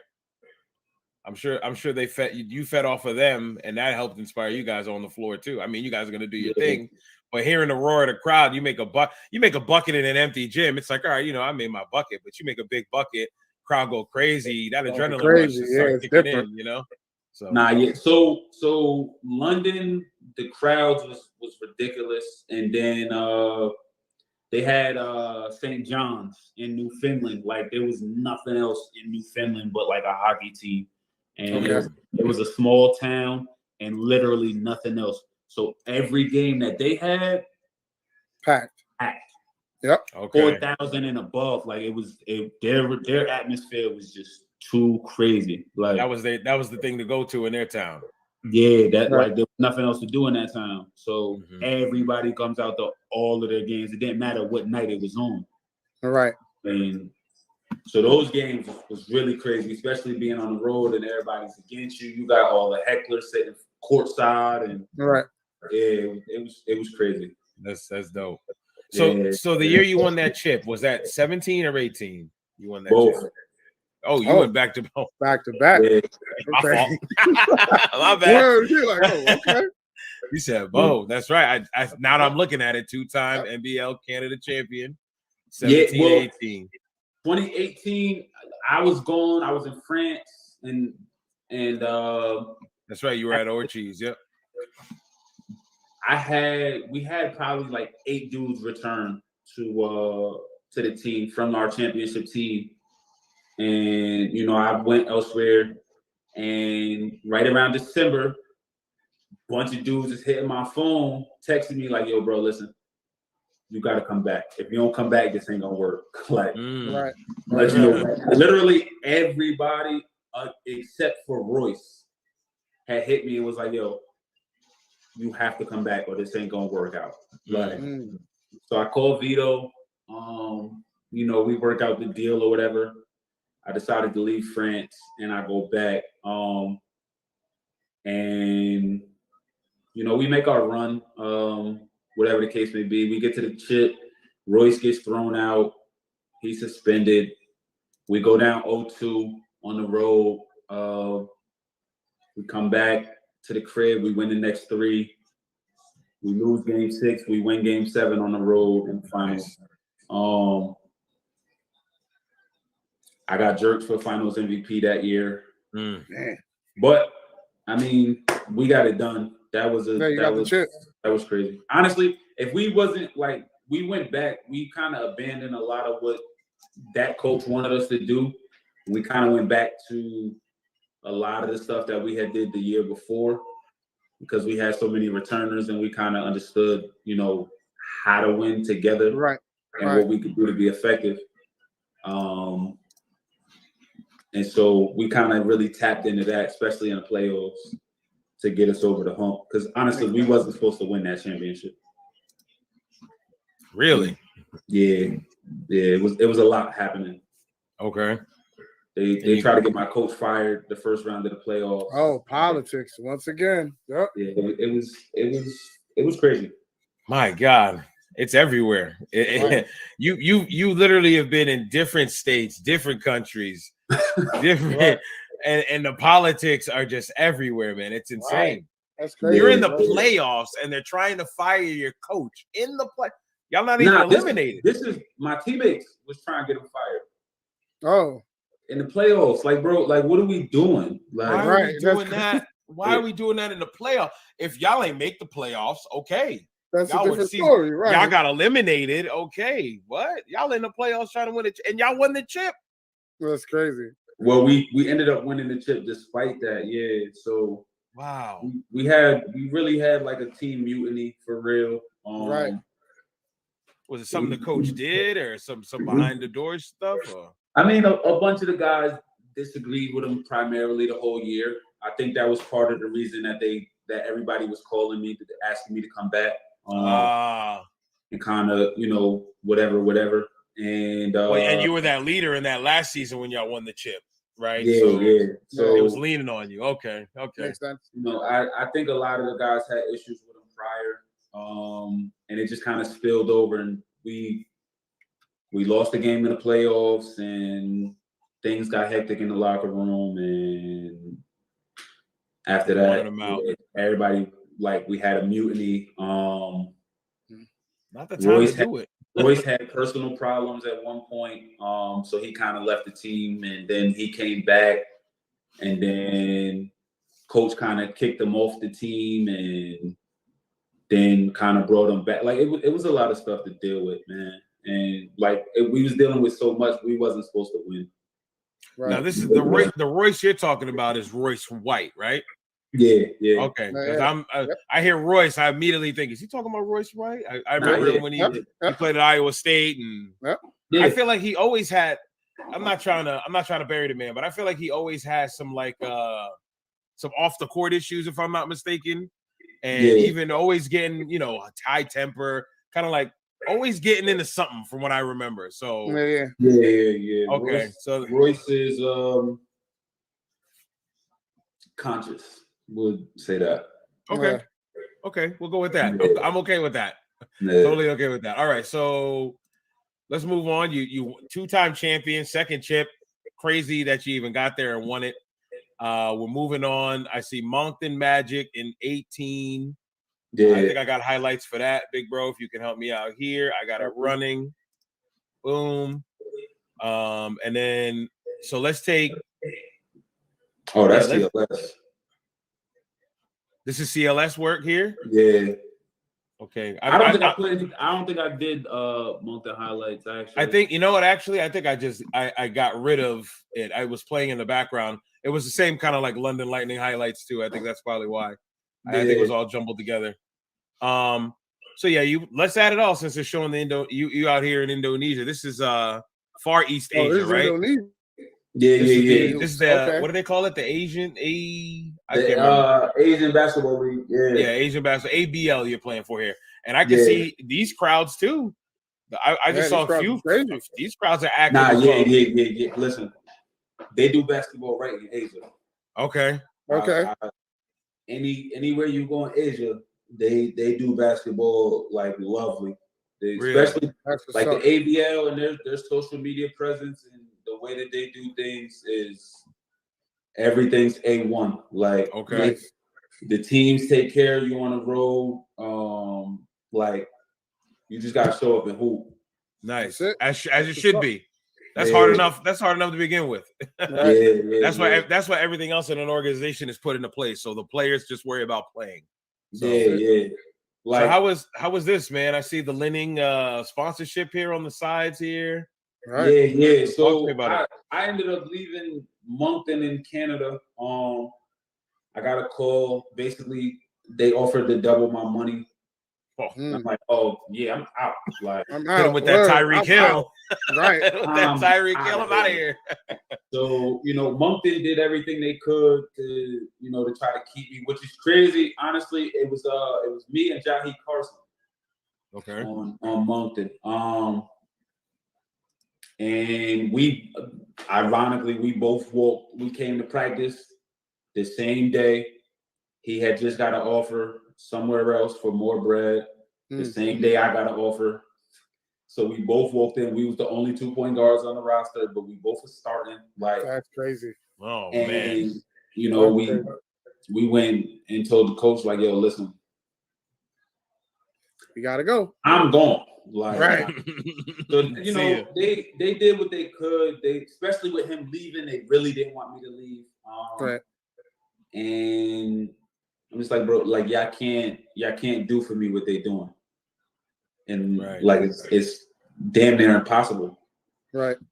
So, they told me they wanted me kind of soon. Then they hit me back and kind of was like, we don't really need you for like another 2 weeks. So I was supposed to go home. But I told the team, I'm like, yo, look, I know y'all looking for something else. So I'll stay and play until I have to leave. Okay. So that, you got 2 weeks to find another guard. I ain't never heard of a professional basketball 2-week notice. Word.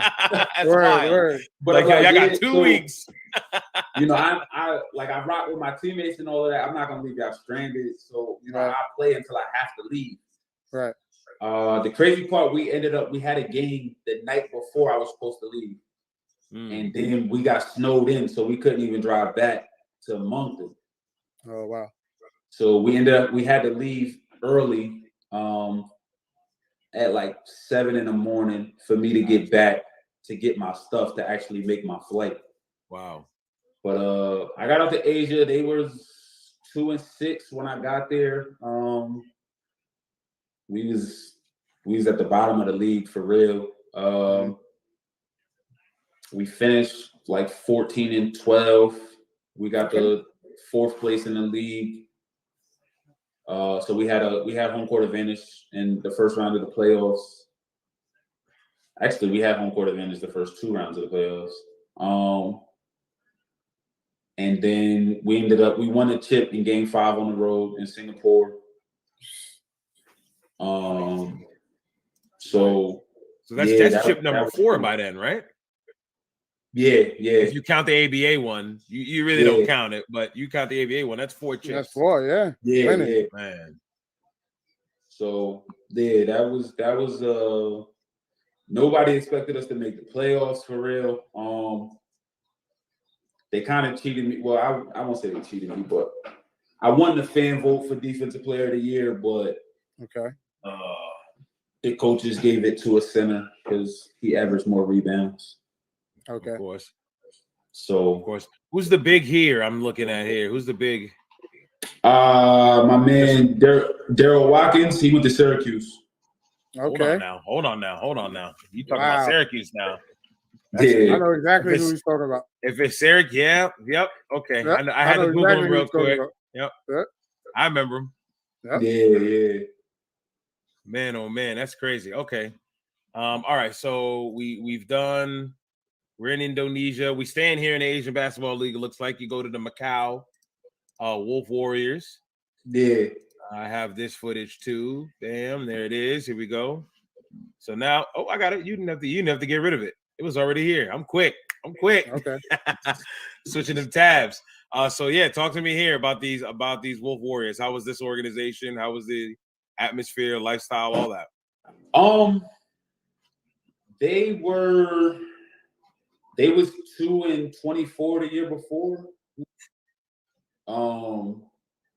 So, you know, the owner was like, yo, I'm like, we need to make a big change. They brought in my coach, actually my man, Jay Boyd, who I played with for 2 years in London with the Lightning. He signed first.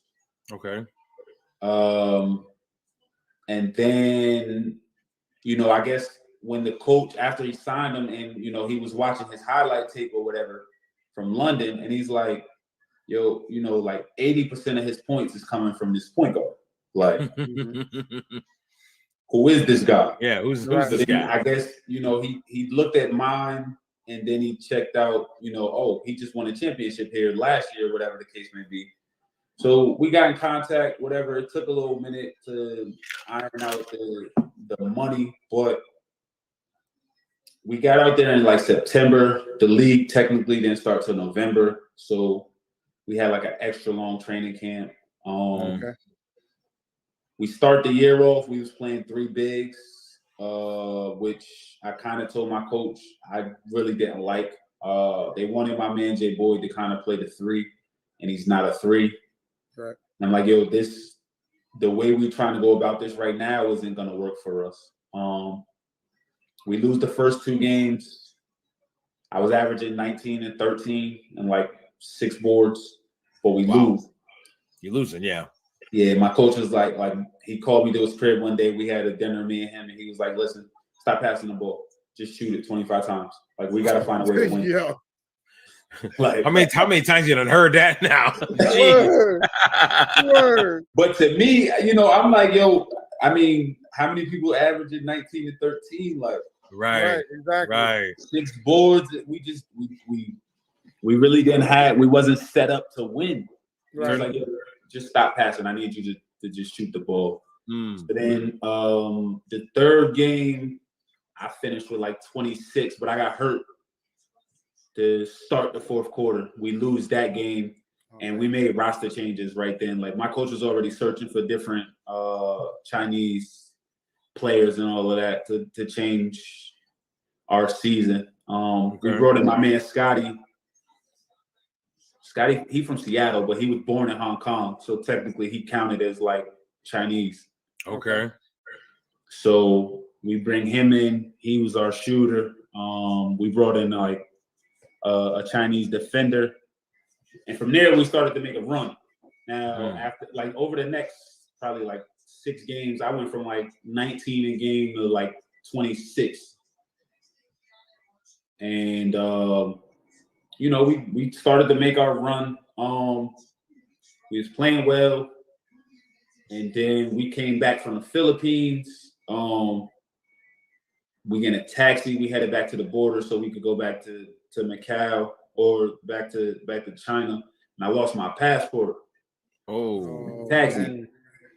I was stranded in Macau for like 2 weeks so I could get a new one. I missed 5 games. We lose all 5. Man. Damn. Unfortunate. Yeah. We ended up our last game was actually in Macau, so I got to play in that game. We won that game, but I didn't play well because I didn't do nothing except sit in a hotel for 2 weeks. Yeah. Right. Literally. So that dropped my average down. But honestly, at that time, like the way we was going, it was really probably gonna be like a 2-man race for MVP. Me and this dude from Thailand.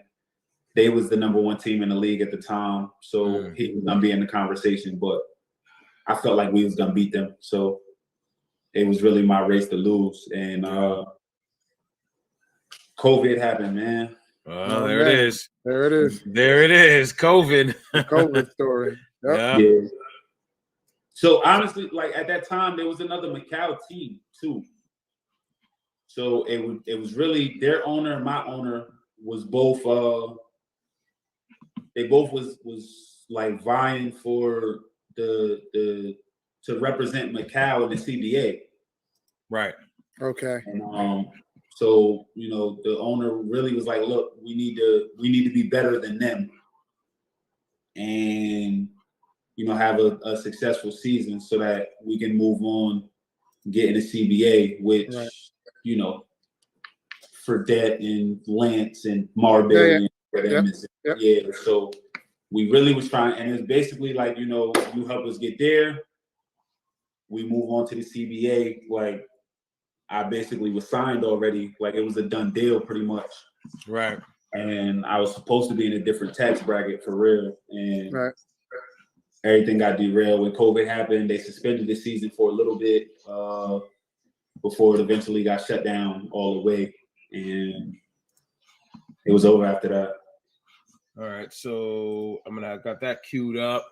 So COVID hits. Do you come back home? Are you still out there, or how? I came home. Okay, you were able to get out of there. That's good, because we were talking to a couple weeks ago. We was talking to Baby Shaq, and he's telling us I had to stay out in Australia. I was like, oh, okay. He's like, I'm lucky I got to stay out in Australia so I can keep hooping.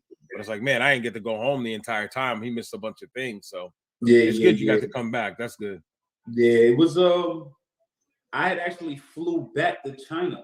Like, after my break was over, I came home for a couple of days, and I flew back. And when I landed and I got back, and they was like, yo, they just suspended the league. We was trying to catch you before your flight to tell you to stay. And I'm like, oh, damn, all right, well, you know, we'll be back in 3 weeks. Like, it's cool. Yeah. Then they hit back like an hour later and was like, yo, they about to close the borders. Yep. In 48 hours. And I was like, huh? Yo, get me on a flight, bro. I'm out. Exactly. I'm out. Right. Yep. I flew to China. That was like 13 hours. I was there probably for like 6 hours, and then I was on a flight back to New York again. Right. Like, and then I was home, like, waiting for COVID to end. Right. Right. Now, was there any chatter with teams during that time, or everything was just like, nope, we'll talk to you once they say we're clear? Well, we had plans on. I planned on going back. Obviously, when the season reconvened, they flew us out. We flew out to Cambodia, which is where we were supposed to finish the season because they didn't have like border restrictions and all of that. Okay. Trying to make a little bubble in Cambodia or something. Yeah. And we was out there probably like 2 weeks, and then all of the other teams, when they were supposed to show up, nobody was showing up. Oh, wow. Even our team, when our team was supposed to show up, they didn't show up. So we was just out there, and then basically everybody decided that they didn't want to play. So they canceled the league. I came back home, and after that, we was really waiting to see what was going to be what. Right. Just around the world for real. Yeah, it was very unknown. It's crazy to think. I saw old pictures in 2020 of how people was grocery shopping with the different masks on their face, hazmat suits. I'm like, yo, it was a crazy time. 2020 was crazy. So yes, sir. Everything was unpredictable then. So it was crazy. Absolutely, I agree. All right, so talk to me about. I might butcher their name here too. Jazeera. How we say this? Jazeera. Yeah. Jazeera Sporting Club. This is out in Cairo, Egypt. Talk to me about some Egyptian hoops. I definitely this looks like a handball court, and they just put a basketball court in it too. Like, talk to me about this right here, because this is definitely way different from where you were before COVID. So I'd love to hear about Egyptian hoops. Egypt is cool, man. Like well, it's weird because it's like it's dirt everywhere.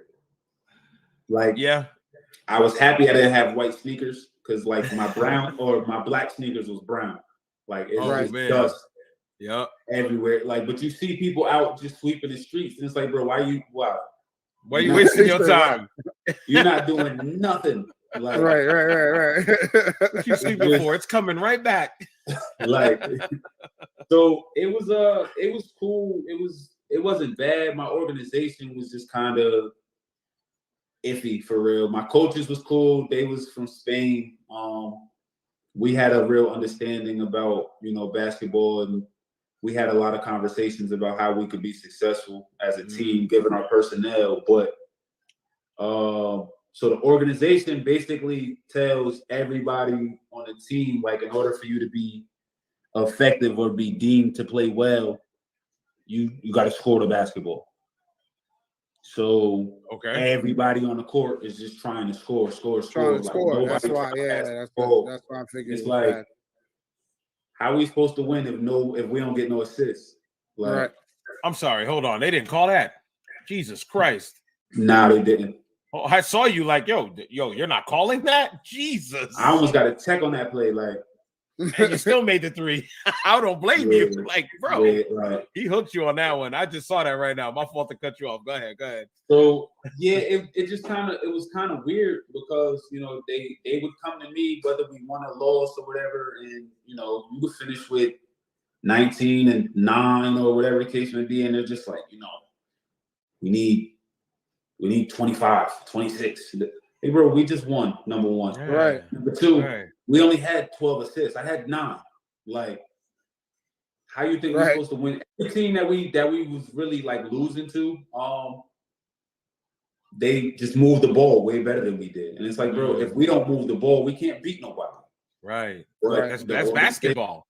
Right. The organization was just so stuck on, you gotta score. And I'm like, bro, like, we just see basketball fundamentally different. Right. And I just came off winning 3 championships my last 3 seasons. Right. Right. Exactly. I think you know what you're talking about just a little bit. Like, Exactly. So that was kind of we just differed a lot in that way as far as me and the organization. Me and the coaches was cool. The organization was actually trying to get rid of me early because we didn't see things the same, and the coaches wouldn't cut me. Okay. And yeah, we finished 3rd in the league. We started off really rocky in the beginning.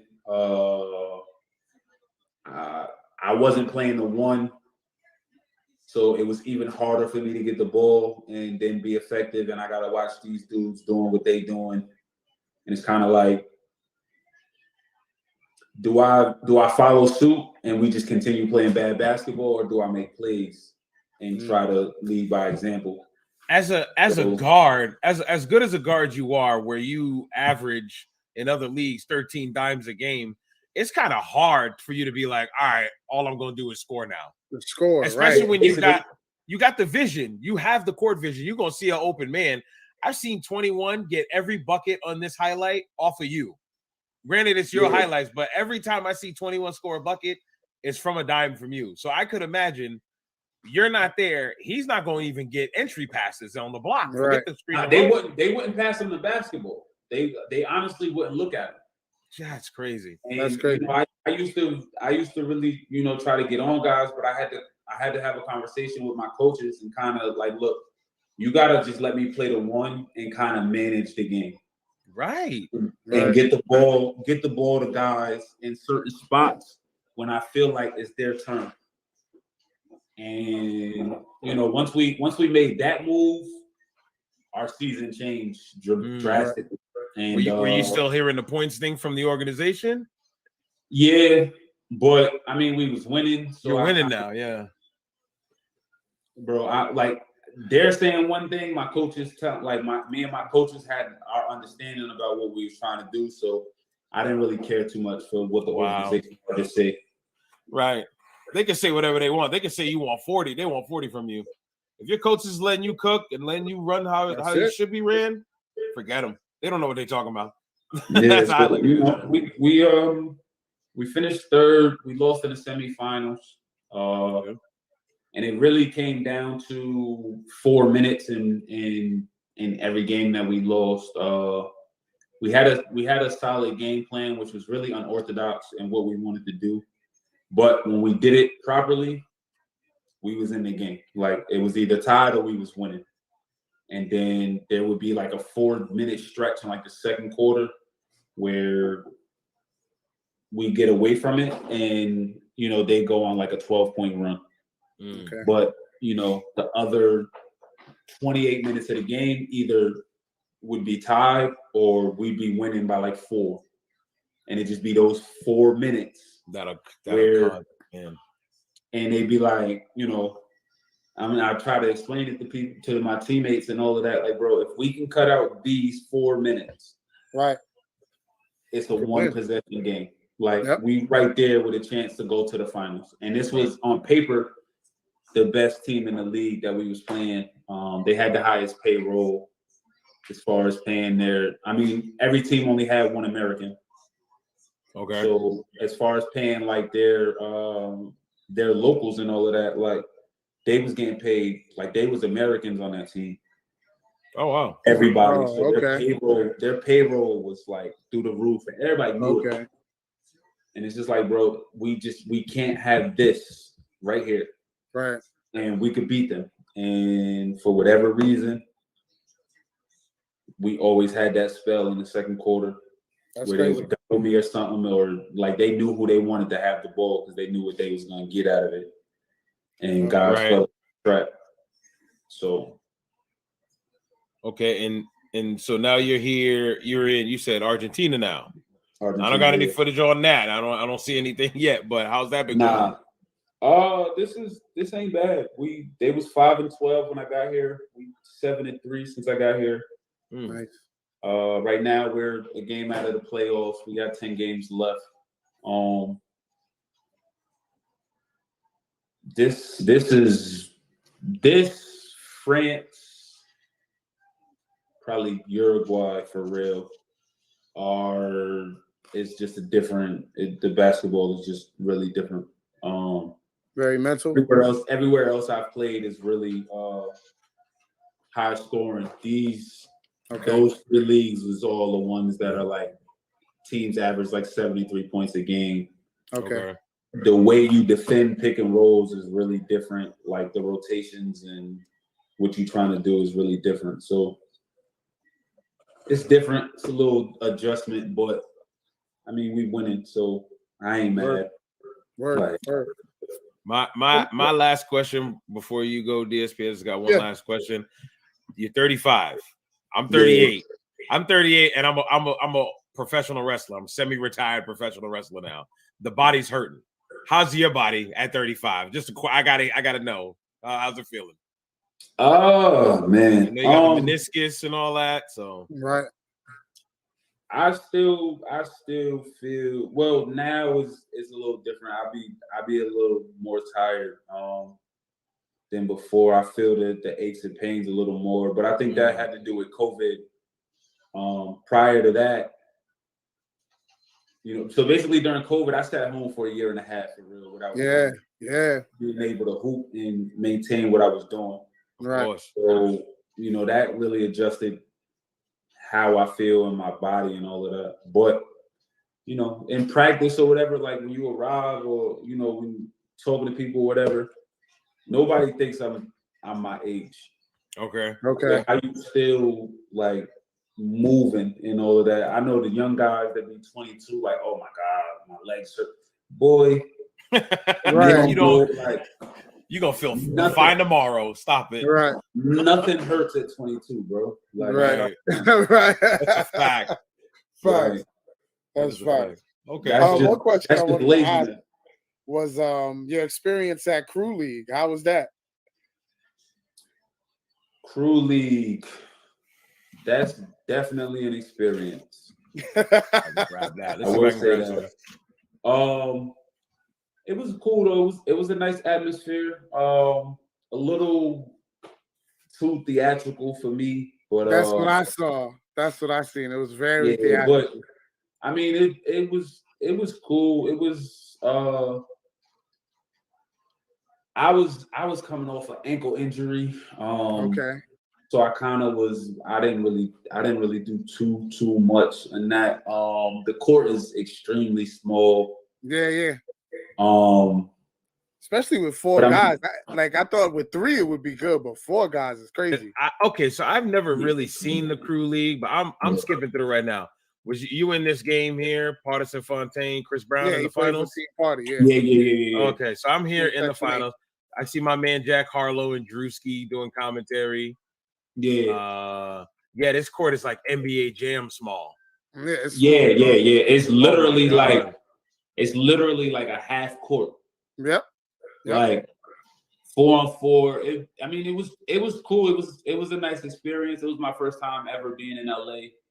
Okay. Oh, it was in Nice. LA. Okay. Yeah. Shout out to Party for that, giving me the invite and all of that. Facts. We really was like a possession from winning the bread. Yep. So That that played was team Chris Brown's team, right? Yeah. Briscoe was going crazy. I got it running, big bro. If you want to pop it up here. Yeah, Briscoe was going crazy. Yeah, bro. But actually Clay Anthony was going crazy too though. Yeah, I was about to say, I was like, Clay Anthony was balling too, bro. Nah, Clay was going. He was going crazy, bro. Clay was going nuts. Like, I skipped ahead 7 minutes, and it's never just a flow game of basketball. It's a whole bunch of theatrics. It's like it was really it was really a show, bro. It really was. My thing with that, honestly, like towards the end of the game, when the game was really getting down to like winning time and all of that, like I understand he played basketball and all of that, but like I got Chris Brown guarding me, bro. Like right. And I couldn't get the ball. Right. Like I got an R&B singer in front of me. I'm a professional baller, professional hooper, right? Like Chris is cool. I understand you hoop and whatever, but like this is a mismatch. And honestly, I wasn't even shooting the ball. It was just so much that, like, when I was in the post and all of that, it was like, all right, they got to come double. Right. So I was getting all the assists. So now and we just went away from it eventually, and it just kind of was like, all right, bro. And they ended up winning the game. They got the bread. It was disappointing because we should have beat them easily, honestly. Right. Y'all had a squad. I remember watching that run, and I'm like, yo, Party got a squad, bro. Like, yeah.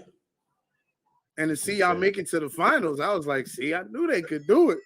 They didn't expect us to be there. They didn't expect us to win the first game with Yeah, I was about to say they didn't expect y'all to win that first game. They had when they had Chris Copeland and yeah. Who else? Swaggy P. Yeah. Wow. So they didn't expect us to win that game at all. It just kind of was like once we won that and we got to the next round, it was like honestly, we felt like we really should beat everybody. Right. It came down to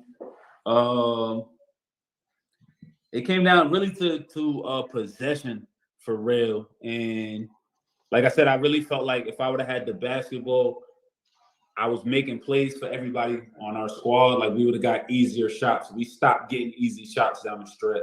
Right. And it cost us the game. That's crazy. But wow, yeah, I've never seen a single lick of the Crew League. But man, I want to say Chris Brown won the first two. They won that one. The next one, he had Royce White on his squad. I believe they won that one, and I think they lost. Well, this was actually the second one. So they won 2 and 3, and I think they lost the fourth one. Okay. If I'm not mistaken. But yeah, I mean, he had his team, like they was built for it, I guess. I don't know. It was If you could explain where this was this at like a sound stage they built this in or something? Like where is this? It was kind of like a warehouse type joint. Yeah. Okay. You walk in and then it's just this atmosphere all of a sudden, right? Yeah. It feels like it's a sound stage or something. That's everywhere in LA. So yeah, they put the court down. If you walk outside and then you walk into like another warehouse, they got the interview section and all of that set up. And okay. Yeah, it was a real production. Yeah, I see. Yep. Quick dime, boom, there. Flush it, bang, there it is. My man Chris, he just won TBT with Syracuse. Oh, okay. Bayham's Army. Yep. Bayham's Army. Yep. Okay. Yeah, nice. He was on that roster. You get any invites to play there, TBT? A few. A couple years ago. I haven't really recently. I wasn't really looking to play. Actually, we were supposed to. My agent and his agency was supposed to put a team together. I don't know what happened with that, but I mean, I know a couple people that be doing it, but a lot of the times, depending on who it is and where, or what the roster look like, it's cool. Yeah, I mean, you're playing for a mill, so you want to make sure the team is right. Right. You don't want to go out there because I went to TBT, was it 2019? I'm just thinking of my 2019, it was 64 teams, 8 locations. I was at the Syracuse one. And I'm just thinking, I'm watching these teams lose first round. And I'm like, man, they put all this time and effort in. Some team got blown out. Some team got blown out. That's first round. I'm like, bro. Everybody thinks that their quote unquote roster is enough to win. And it's just like it comes down to real basketball at some point. So if you don't have all of the necessities, like you can't just put a bunch of dudes that either can't shoot or a bunch of dudes that just want to score. Like you gotta really understand what you're trying to do. Yeah, man. And like that's how you progress in that. It's definitely not easy though. I mean, I played in prior. We won a game that we wasn't supposed to win. The first year I played in it, and like it's definitely not easy to do. One and done is kind of crazy, and a lot of them don't even get to practice for real. So yeah, I've heard about the politics behind that. You got to go earn that. One last question before, because we had you here for a minute, man. But this has been 2 hours. Golly, it's been a good combo, man. One last question though, because I when I was looking through your IG, I see you got children. So how do you juggle the professional basketball life with the family life? I think it was a little harder when I first started. With my kids being younger, right? The way that they was and really being used to me being home, they kind of didn't understand as much with me being gone. But now I think they're used to it, but they take pride in it now. They both hoop. Oh, okay. I didn't know that. Okay. Well, actually, my oldest 2 hoop. My youngest should be 3 next month. Okay. She's kind of struggling though, because thanks to COVID, I've actually been home for her. Okay. So for her, it's an adjustment for her. But my oldest 2 really take pride in me being gone, and I think they really understand. Their mother always wanted to be a nurse. So, she's living her dream and her profession. And then they know how much I'm involved in basketball and what I wanted to do. So for them, they get to see both of their parents follow their dreams and, find their way through it. That's what's up. But they take a lot of pride in it. They like being able to go to school and say, my dad is a professional player. They come to the majority of my games in the summertime when I'm home. That's what's up. And the fact that they're older now, so they both have phones, they can text and call whenever they choose to. So it's a little easier now. That's the beauty of technology, man. If you had to do this 30 years ago, you'd be at a payphone somewhere or be on the hotel phone, rotary type deal. But you got 3 minutes for this quarter. Facts. You gotta get now, FaceTime. FaceTime, Skype, whatever you use. You got to get the phone card or something like that. Remember the those? phone card? That's throwback. It's a little. It's definitely easier too with the way the school stuff is set up. I get the emails about their grades and misbehavior. Same. But it's also tougher being gone. And, I got a call and say, what's this? Why didn't you do that? Right. I'm a million miles away. Yeah. But with my kids, I think they're more, they are very, big on not like disappointing me more so than, you know, me, you know, coming down on them and that type of stuff. So I don't really yell and scream too much in this, that, and third, but you know, I don't think they really like having me feel disappointed or anything like that. So they try to stay on the opposite side of that. So that kind of works out pretty well. That's awesome. That's what's up. So, That's what's yeah. up. You got any questions, Bravo? I'm good, man. I every time we do one of these, I enjoy it. I love hearing the stories. Me too. You got another good story. I feel like every time we do these, we have a theme, and your theme was politics. Politics. Yeah. The show was politics. Who knows what would have happened, but even though it played out how it played out, and you still have a great career, you still balling to this day. So congratulations to you. Good luck in the rest of the season. Yes, Bring sir. home chip number 5. You're gonna look like MJ in a little bit. Right. I promise you, I was literally yesterday. I'm like, yo, I swear to God, if we win this shit, I'm trying to get my caption together. Like, Yep. That's a trying fact. to figure it out. Like, That's a I fact. definitely don't want to hear nothing. Like, Gotta stand on the scores table. You know what I'm saying? Yeah. like, That's it. That's it. That's But a no, that's fact. all I got, man. This was another good one, brother. I I'm gonna go appreciate you. crazy. Yeah, hell yeah. Yo, Don't let me Doug, get truly another one. appreciate you, bro, for real. Truly appreciate you giving us 2+ hours. Yeah, Man, good luck with the season, and thanks again for pulling up, my dude. Thank you, fellas. I appreciate you for having me, man. You already know, man. Be safe, Easy, brother. fellas. All right. Peace. One.